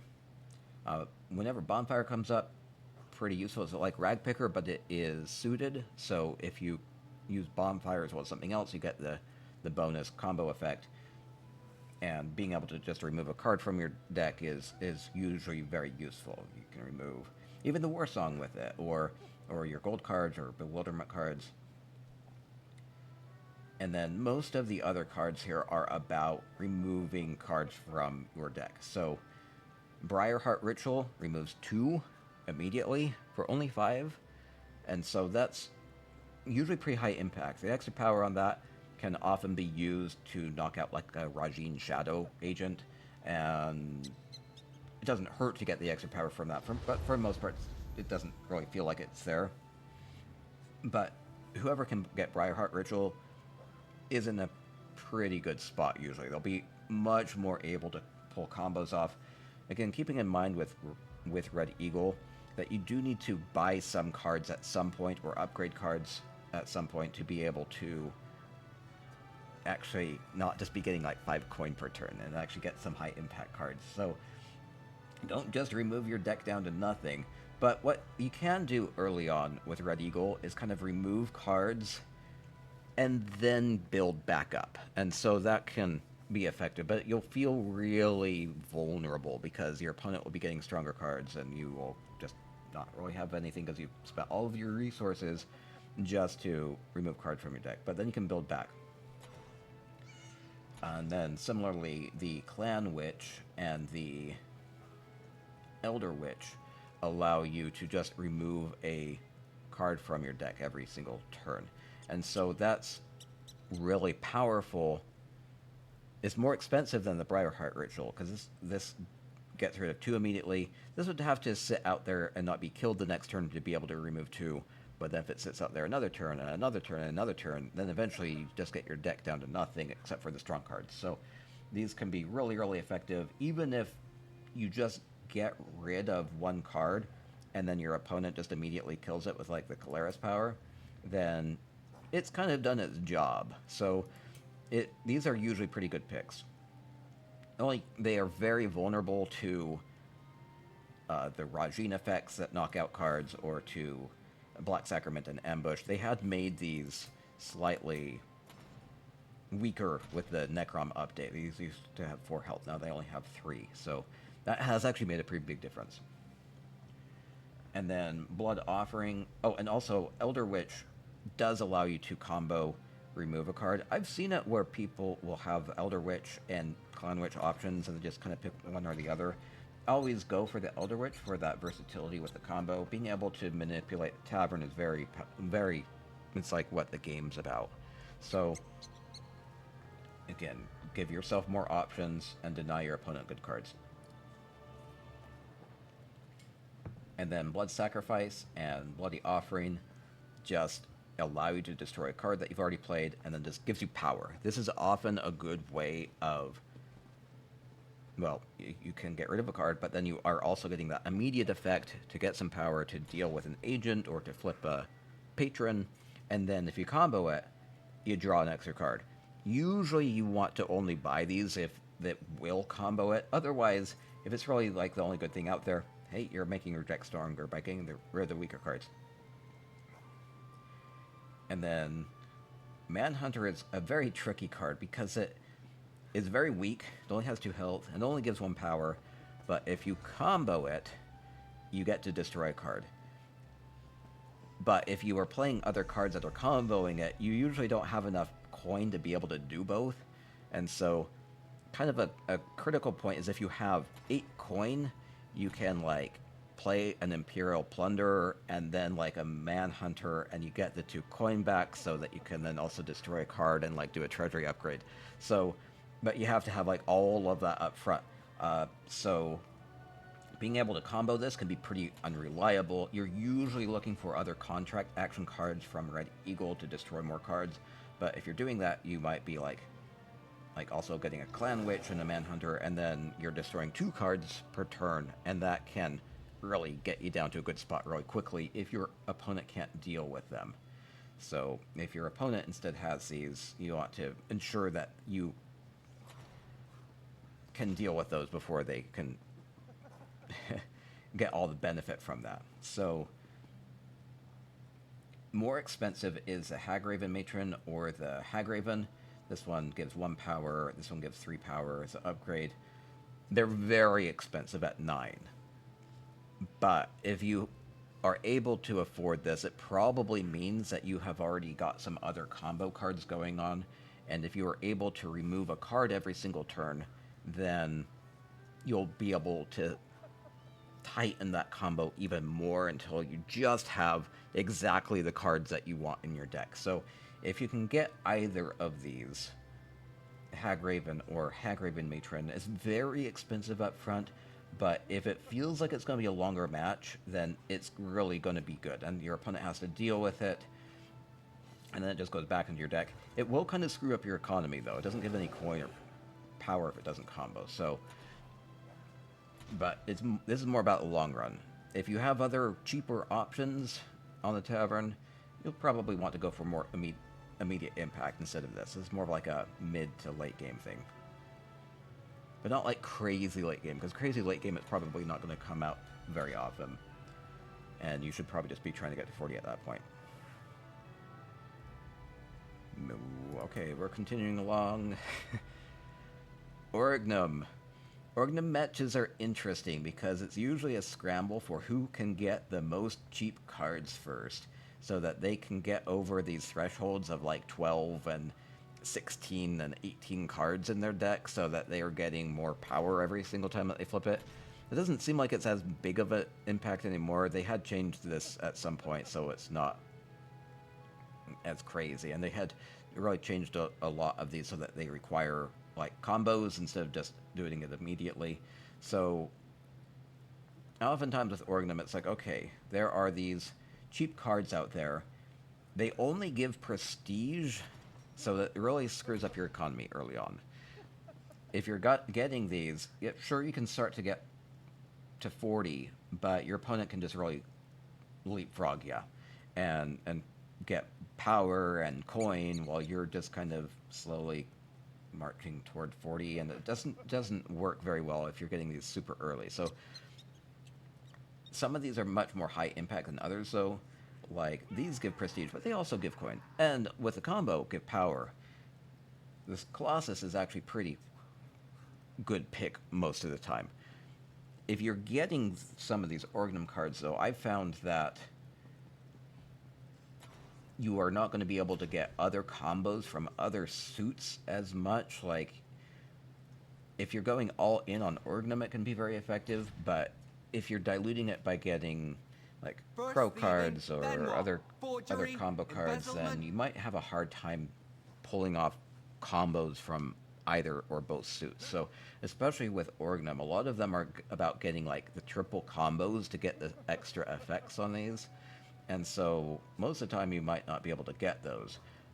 Unless if you have like freebooter creating more and more boarding parties, or if you are flipping this and creating more and more boarding parties every single turn. So if you're able to get your deck to a point where you are mostly just playing Orgnum cards, then you are only a couple turns away from 40. Especially since the more and more cards that you have in your deck, you generate cards using this, and that gives you even more power, so that just snowballs. So that's kind of the aim with Orgnum, but the cards themselves are generally pretty weak. So kind of just keeping in mind that some of them are stronger than others, like this Schooner only gets 2 power on the triple combo versus 3. This generally feels pretty good to get. Orgnum does have a cheaper tithe, as well as a combo potential with this one, since it's suited. So this is usually a pretty good pick to get. You can get this and then do 2 Orgnum flips, or you can do that and do 2 coin upgrades, or whatever else happens to be at the time. You often want to buy this just to deny your opponent the ability to get it. And then early on, you may even be able to get just triple combos off of these contract action cards and just suddenly be at like 12 prestige on like turn 1 or 2, and that can be really big. If that happens, you might just kind of want to start to flip Orgnum like every single turn to get to 40 before your opponent can. That's often kind of the rush. My general thinking with Orgnum is get to a point in your deck where you are feeling like you are going to be stronger than your opponent, like you just are getting more power per turn, or your economy is just stronger than theirs. And then once you feel like you're at an advantage, then you just do nothing but Orgnum, or hopefully you can do Orgnum and also be buying other stuff, contract action cards from the tavern. And then the agent cards are a little trickier. I tend to like the agents just because they can be difficult for your opponent to deal with, though you can always flip Orgnum to generate power, and then you can knock out these agents, especially since they're relatively low health, but they're cheap at only 5. So getting 2 power and 2 health for 5 coin, being able to put those out reliably, especially when you can combo off of these, is pretty good. They're not good for your economy, though, as far as coin generation. And then the freebooter is kind of tricky because it doesn't really give power, which doesn't really help you get to 40, and it's generating more and more boarding party cards, which also hurt your economy, so it's not really great, but it does have 3 health and will be a little tricky for your opponent to deal with. Oftentimes, at the end of a Orgnum match, you'll find that like the freebooter will be out there, and you're like, do I kill the freebooter, or do I just save that 3 power and just bank it for prestige? And oftentimes that's the difference between having more prestige at the end of your turn than your opponent. So sometimes you just don't even kill the agent at the end of your turn. Maybe it'd be good to talk about a couple of other agent marginal cases like that. Keep in mind that sometimes you will want to attack agents with your power, even if it doesn't kill them. Like, let's say at the end of your turn you only have 1 power and you have an agent out there. Do you attack it or not? You can. If you're going to get 2 power next turn, then you'll be able to kill it. But if you can just straight up kill it with a Black Sacrament or with especially a Rajhin card, then there's no point in wasting the extra power on it when that could have just been banked. So I'll get more to that when we get to Rajhin. Okay. Other cards. So, main thing with Orgnum, I tend not to like Orgnum cards unless if I feel like I can combo them, or if I'm already in a pretty good position and I just want to continue to get cards that get power and I can just keep flipping Orgnum every single turn. So it's risky just because it's just a very non-econ type of play, and I don't tend to like to play that, but I can play it if I need to. Oftentimes these Cutters or Seegrader's Glory you'll be buying even if they aren't comboing, just because you don't want your opponent to benefit from the triple combos on these. So whenever these are out there, take a look at what your opponent is going to be able to do the next turn and see if you're comfortable leaving them out or not. Okay, speaking of Rajhin. I like Rajhin. So Rajhin has a lot going on for it, because you look at this and there's like all these different icons on the cards. Starting out, Sleight of Hand, the 2/2 card here. I don't tend to like to get this early on. I'd rather be focusing on other effects. Unless if I already have other Rajhin cards, just because then it can combo those more, and being able to replace a card from the tavern is pretty useful. If you see a Jeering Shadow out there, I usually don't tend to like these. So it only gives 1 coin, it only has 1 health, they're easy to deal with. Like, I'd rather have like a Writ of Coin most of the time than that. It does sap the 1 prestige. These can be useful if you already have a lot of other Rajhin cards. So that's the general case with any of the suits from any of the patron decks, is that if you already have a lot of one suit, just getting more of that suit helps you to combo things more reliably. But it's still best to be picky. However, the difference between 1 coin and 2 coin is pretty large. If a Prowling Shadow is out on the tavern early on, this is a really pretty strong card to get. It's giving you 2 coin, and that 1 health, even though it's crazy low, might be difficult for your opponent to deal with in the first couple of turns. So you might be able to get that 2 coin every turn until your opponent can deal with it. However, the more high impact cards early on are Grand Larceny and Pounce and Profit. Keep in mind that the Grand Larceny is straight up better because it does sap that 1 prestige if you combo it, and, you know, even 1 prestige adds up over time. It's a lot of coin. 4 is a lot. And then if you combo it, you can knock out an agent. And so, if you are getting these, you can really punish your opponent for getting agents. Otherwise, if your opponent does have agents, what you're often going to be doing is trying to figure out how to combo these, because it's not going to be coming up all the time that you can actually combo them. So you might have this but not be able to kill it. But what you can do is, if you have Grand Larceny and then you like buy Moonlit Illusion, it will proc the combo so you can knock out an agent. Or you can buy Bag of Tricks or Ring's Guile and then you can knock out an agent. So being able to get the combos on these is very, very important. That especially goes for Shadow Slumber and Jarring Lullaby, where these just straight up knock out 2 agents. They're very powerful in that regard. Your opponent might just not ever have agents, and even if that's the case, these aren't necessarily bad cards, just because if you get the double combo, then they give 5 or 4 coin. Just keep in mind, Slumber, definitely better. And then another more minor effect on these is the combo 3, which is that it discards a card for your opponent at the next turn, but they can always just pick their weakest ones, and so it doesn't tend to matter. But if you get a lot of these all stacked up together, you might make your opponent discard like 4 or 5 cards, and discarding 5 cards means they bypass their turn. So that can add up. I mostly don't really think about that too much until very, very late game, though.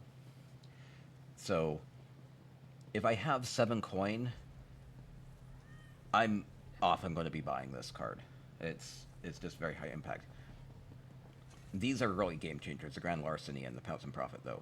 If those pop up early, that player is, like, the first turn or 2, whoever gets those first usually wins. But there are ways to still get around that if you are able to play power and other combos around things. But that 4 coin is a lot. That 4 coin is a lot. But 5 coin on that combo is a lot as well. So, Rajhin cards, some of them are good, some of them are not as good. Some of them are good for your economy, some of them are not. Stubborn Shadow really just saps all of your economy. It does nothing when you play it. If you combo it, it saps 2 prestige, breaks 2 prestige from your opponent, though. So I often think of this in terms of it's 3 health, and then -2, so that's like a +5 effect, which is pretty strong. It's a lot. It's kind of like I was saying, Armory's really strong here. Just a big high impact thing. However, there are counters to it. And again, it's not immediately helping with your economy or with power or anything. It's just about counterplay. This is about counterplay. So it will sit out there, and it can protect other agents because it has taunt, and it can combo off of other shadows, so it's like sapping 2 + 1 prestige, or it can sit out there for a couple of turns so that you can get the combos with the knockouts on the Grand Larceny, and so having this out there as combo potential is really strong. Otherwise, it's just kind of sits there, and your opponent might be able to kind of get around it or knock it out more easily, but I will get shadows if I feel like I can combo it often, or if I already have really strong economy because I already have like a couple of like Pounce and Profit or Slumber that can combo off of it. If I already have things like these high impact 7-cost cards, I will just be trying to get more and more Rajhin cards into my deck at that point.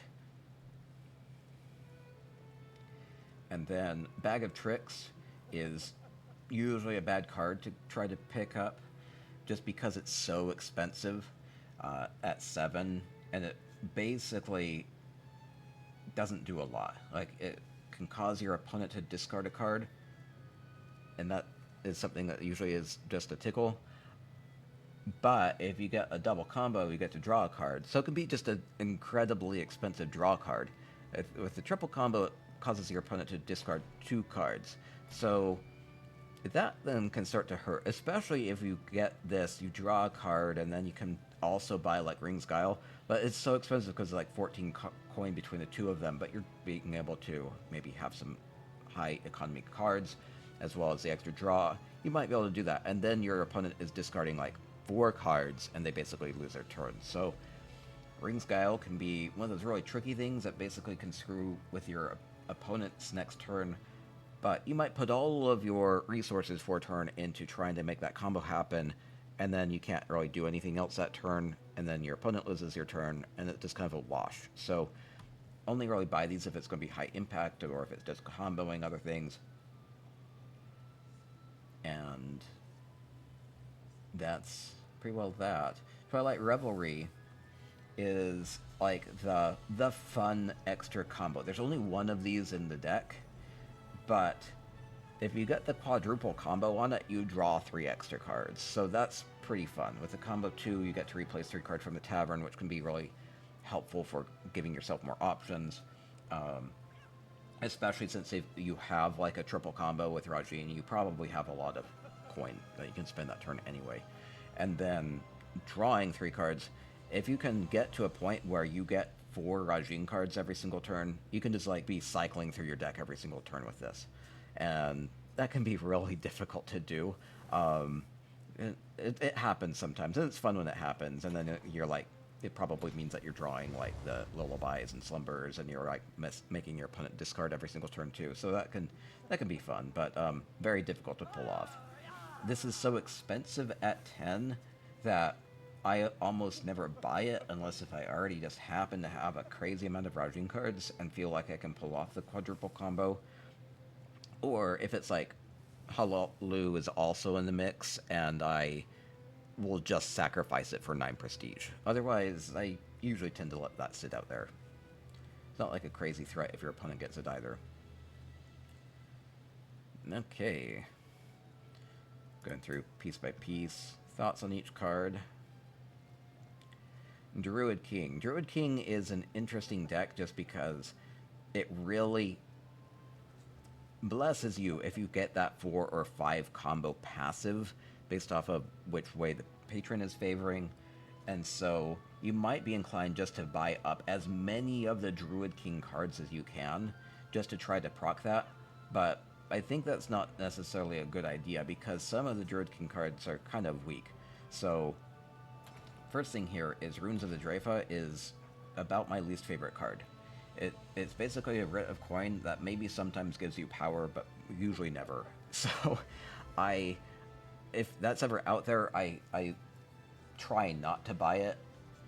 And if I already have a lot of other Druid King cards, I probably still don't want it because it's worse than any of the other Druid King cards I could potentially combo off of it. So this is one of those cards that, like, no matter when, I don't tend to like it. Maybe very, very early on, if I felt like getting this would allow me to get another strong 6-cost card out on the tavern on, like, turn 3 or 4, I might be interested in getting that.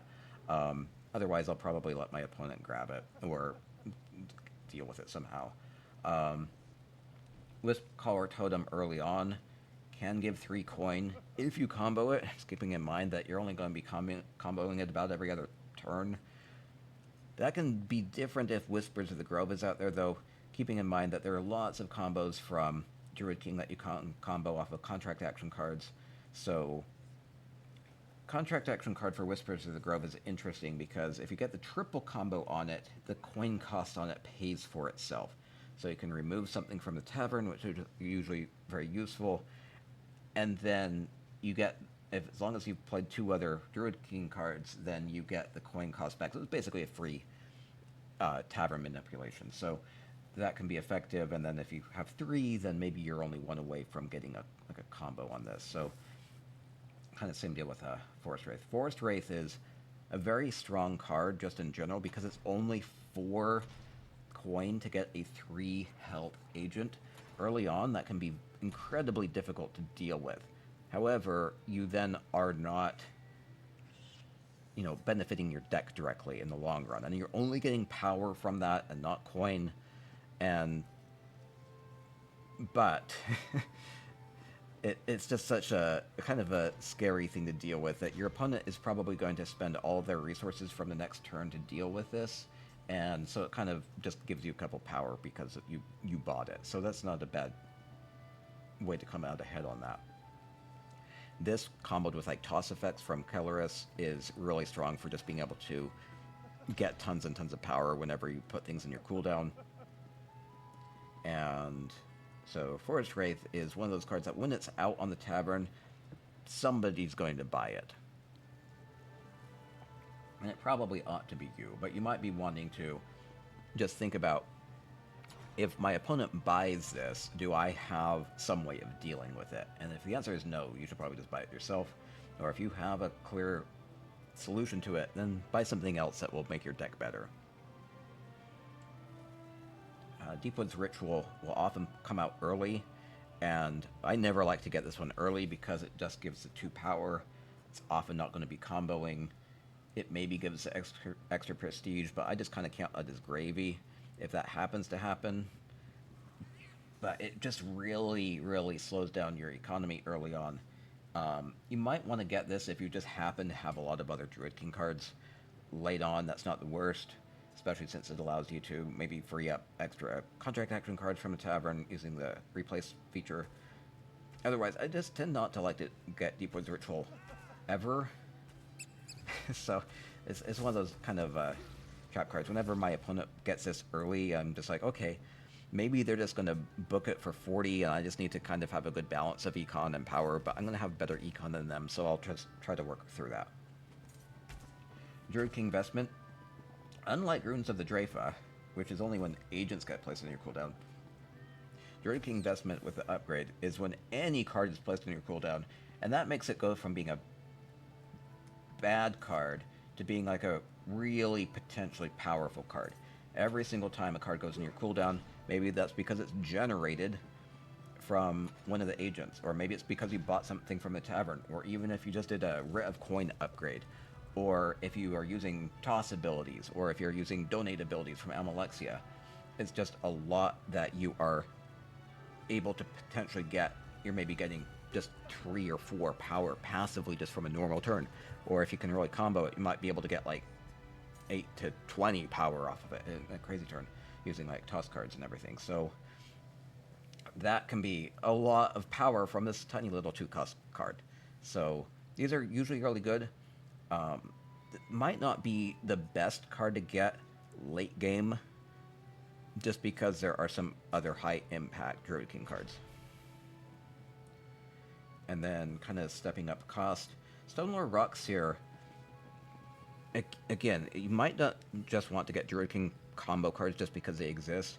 This is a really weak one with only 2 health, only gives power, does give that 1 coin. If there are a lot of other agents that your opponent already has, then maybe you can get some coin off of that, or if you already have a lot of agents out, then you can be getting a lot of extra coin. Otherwise, it's a little overcosted for how weak it is, so be a little careful with that one. However, the difference between 2 health and 3 health is pretty substantial, and Envoy of the Dreyfa is a lot better because of that. So you can put that out there, and your opponent might not be able to deal with it.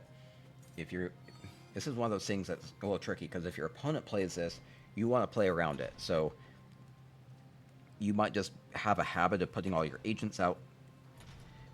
You want to instead play your power cards, kill the Envoy of the Dreyfa, and then you can play your agents without benefiting your opponent. So the order that you play things in is pretty important. Kind of same deal with Dreyfa right color here. If you are doing things that might, like Bewilderment, like from Rajhin, your opponent will actually get a coin if they have the right color out. So kill the right color, and then you can start to add other cards to their cooldown. So the turn order on Druid King makes things a little tricky to play around, so you just have to be aware of what you might be triggering by that. Kind of the same deal with the Eldertide Fenwitch and the Dreyfa right color. They have 3 health, and that can be tricky to deal with. What I try to like to do is I try to make it so that I can get the right color while maybe my opponent gets the Fenwitch, because then my opponent is generating so much less coin per turn because they're only generating these Wisp color totems instead of the Wisp heart totems. Oftentimes, if you're going second and you have this right color and you have that 6 coin and you can buy this is one of those like really early on. It's going to be so hard to deal with that 3 health, and you're generating extra high impact cards. You eventually get to the triple or quadruple combo, and every single time you get a quadruple combo on the Wisp Heart totem, you're getting 8 coin, and that's a lot. And you're also triggering the chimeras to be generated, and that's so just a lot of impact they get with that. So also early on, there'll be like Wisp Heart totems or Wisp Collar totems out there. They can be really useful early on. Later, I'd rather be getting more agents usually than just a straight up coin. It's like, these are giving me coin, but what do I use coin for to actually get to 40 using Druid King? And maybe you can use that in conjunction with like a Crow Patron flip or something like that. But by themselves, they aren't very necessarily useful. Otherwise, just getting more and more green cards into your deck to kind of bridge it so that you get 4 or 5 of those every turn to get more Chimera is fantastic. So Chimera by itself just kind of sits there and protects all the other agents. Okay. Last one as far as talking about when to buy things. Almalexia, the latest patron introduced with Necrom, is... Oh man, there's a lot to unpack from this one. Doesn't necessarily have like a really cheap card. Does have Philanthropy, which by itself doesn't do a lot. It gives a coin, and then whenever you discard a card, it gives power, but that might not be any in a turn. But whenever you discard a card, that could be actually by using the Almalexia interaction, or it might be any of these other cards that have the donate feature, or it could even be from other effects. So if you can combo Philanthropy, it can really get out of hand though, because you get like 2 of these donates with each Philanthropy, and that can multiply out. if you have like all 3 of the philanthropy cards, you might be donating like 10 cards, and then you're getting 1 power each, and that's like 30 power in a turn, and so that can become really insane. This can get really gummed up, though, if your opponent is throwing Rajhin cards at you. So if your opponent gets Philanthropy and you have Rajhin, then I would usually try to get some Bewilderments into their deck. So otherwise, just being able to combo more Almalexia cards to be able to donate to your more high impact cards can be really powerful. Otherwise, early on, this is not very good. Later on, this can be game changing. Very early on, if either Bardic Veneration or its upgrade Festival of Forbearance pops up, these are really kind of obvious gets. They just straight up give the 2 coin, plus you get to cycle through and get stronger cards, plus you might get some power, plus you might get an extra donate. These are just really high useful cards to get. So if ever these are out there, somebody's going to grab them quickly. Unique new card is Mother Mercy and Almsivia's Charity. I always go for Charity just because it has that extra coin, where that gives that hand refresh. So you want to be a little careful if you're getting this one, just because you do want to have something in your cooldown or be able to buy it. By itself, these don't give coins, so you might only have like 3 or 4 coin to be able to get something. Otherwise, that hand refresh is such a unique feature that whenever these are up, I'm like hoping that my opponent can't afford it. I feel like this is probably one of the most obvious picks in the game to get, the hand refresh cards. So it especially works well in conjunction with being able to put like taunt agents back on top into your hand. So like you put a taunt agent out, it gets knocked into your cooldown, and then the next turn you just play it again, because you can just refresh it and then play it again, and your opponent has to deal with nasty taunt agents all over again. So just really allows you to play your high impact cards more and more often, or you could buy something from the tavern and play it immediately. You could even do a coin upgrade and then put that back into your hand, and you have 2 extra coin to play. And so just a really, really good card to get. So this is one of my favorite cards to get. And then Lesson of I Am does have that donate. This can really gum up your economy just because it doesn't itself have any coin or power. If you play a second Almalexia card, it does draw. So that kind of replaces itself, but this really only works well in conjunction with other Almalexia cards. So I wouldn't recommend getting this really, really early on, because it's going to maybe not draw, and then you're just going to be down like a coin. So be careful with that, but it does work really well in conjunction with like philanthropy combos or Bardic Veneration combos and things like that. So by itself, not great. Late game, you want to get that for that draw power. Then Almalexia does have a lot of these 6-cost contract agent cards, and they're going to be tempting a lot of the time. So you want to make sure that you can actually benefit from them. They will look intimidating out there on the tavern, but it's like, do you actually feel like this is going to be making your deck stronger or not? So early on, usually not. So, but late game, these are really high impact. So the deal with the Mournhold Clergy here is that every single time you discard a card, so that could be through donate or through other effects, that you just gain 2 prestige. So you get these chain combos with the donations, and you like donate 10 cards, and then you're just banking 20 prestige off of that. It's kind of insane. So that can really get you to 40 really quickly with that, especially if you play with philanthropy, because you're getting like 1 power from that, 2 prestige from that. That really adds up really quickly. And then the confine effects on these contract agent cards can be really punishing to your opponent, but your opponent does have to have cards in their cooldown pile, and their deck's cycling, about every other turn, that they may well not have anything in their cooldown pile half the time. So what you can do with that is that you can use like the Almalexia patron to put something into their cooldown so that you can then jail it, and that can be more effective. Otherwise, if you're kind of catching them on their other cycle, then you can always just be jailing their two most powerful cards that they can't get. And then if you can hide these behind other taunt agents, like the Mercy Mother Elite or any of the Pelin taunt agents, then you can just protect these and just constantly be confining more and more and more of your opponent's cards until they can't do anything. And then it's game over. So I've seen that happen, and I've been the victim of that. And it feels bad, but it feels good on the other side. So you want to protect these once they're out there. Otherwise, they might just kind of do their thing for a turn or two and then get knocked out. At 6, they're relatively expensive. And then Tribunal Sentinel just gives that extra patron interaction. Does have the 5 taunt. That's a lot to deal with. Very expensive at 8. You're not usually going to get this until very late game.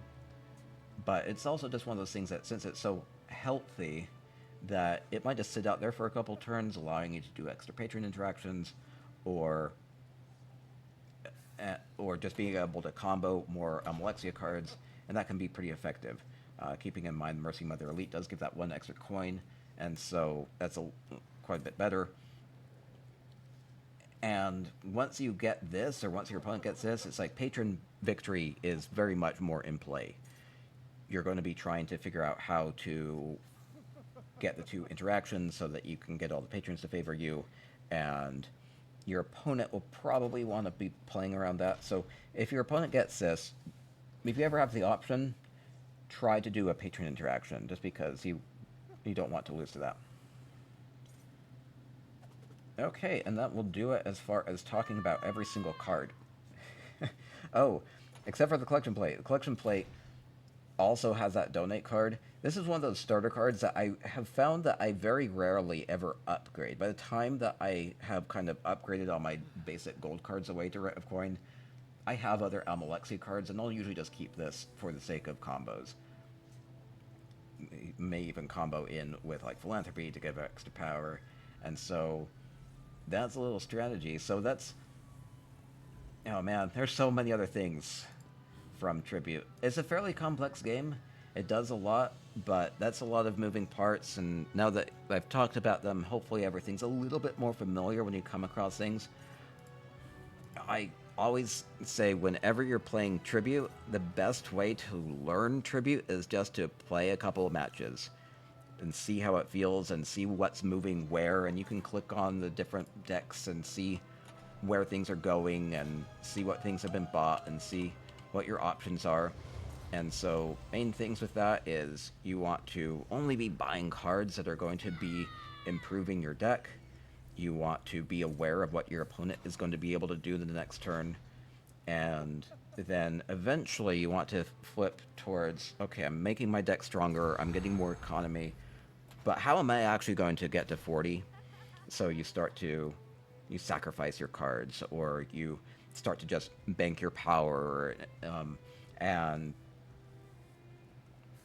just always be playing it based off of what your options are, and making the best options possible, best plays possible, not just being willy-nilly with how you're removing cards from a tavern, or just not buying cards just because it might kind of combo sometime eventually. It'd be kind of cool if that happened.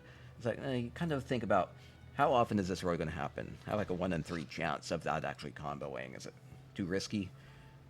Do I need to take the risk because I'm behind? Maybe my opponent just is really, really rocking it, and I'm like, oh, okay, well, I'm going to buy that Hlaalu card that maybe gives me a really strong card just because I'm kind of desperate.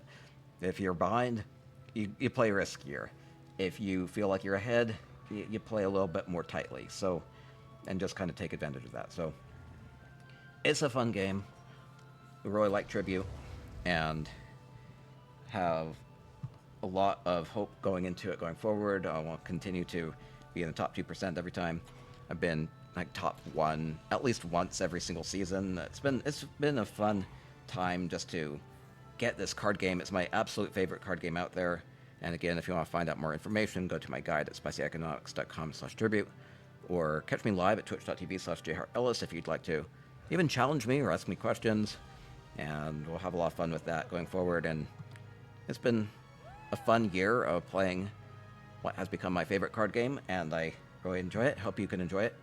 Go get those rewards, play some matches, and that'll do it. That was a lot. I hope that will help and get Rubedite, get through those NPC matches, get all your card upgrades, deck upgrades, lots of rewards, titles. So have fun with Tribute. Wait, I'll actually sign off here. Uh-oh, where's my camera? Oh, that was a lot of talking. How long did that go? So, I've been talking. So, have fun with ESO. Have fun with Tales of Tribute. Stay spicy. Keep a moo in your heart. Moo.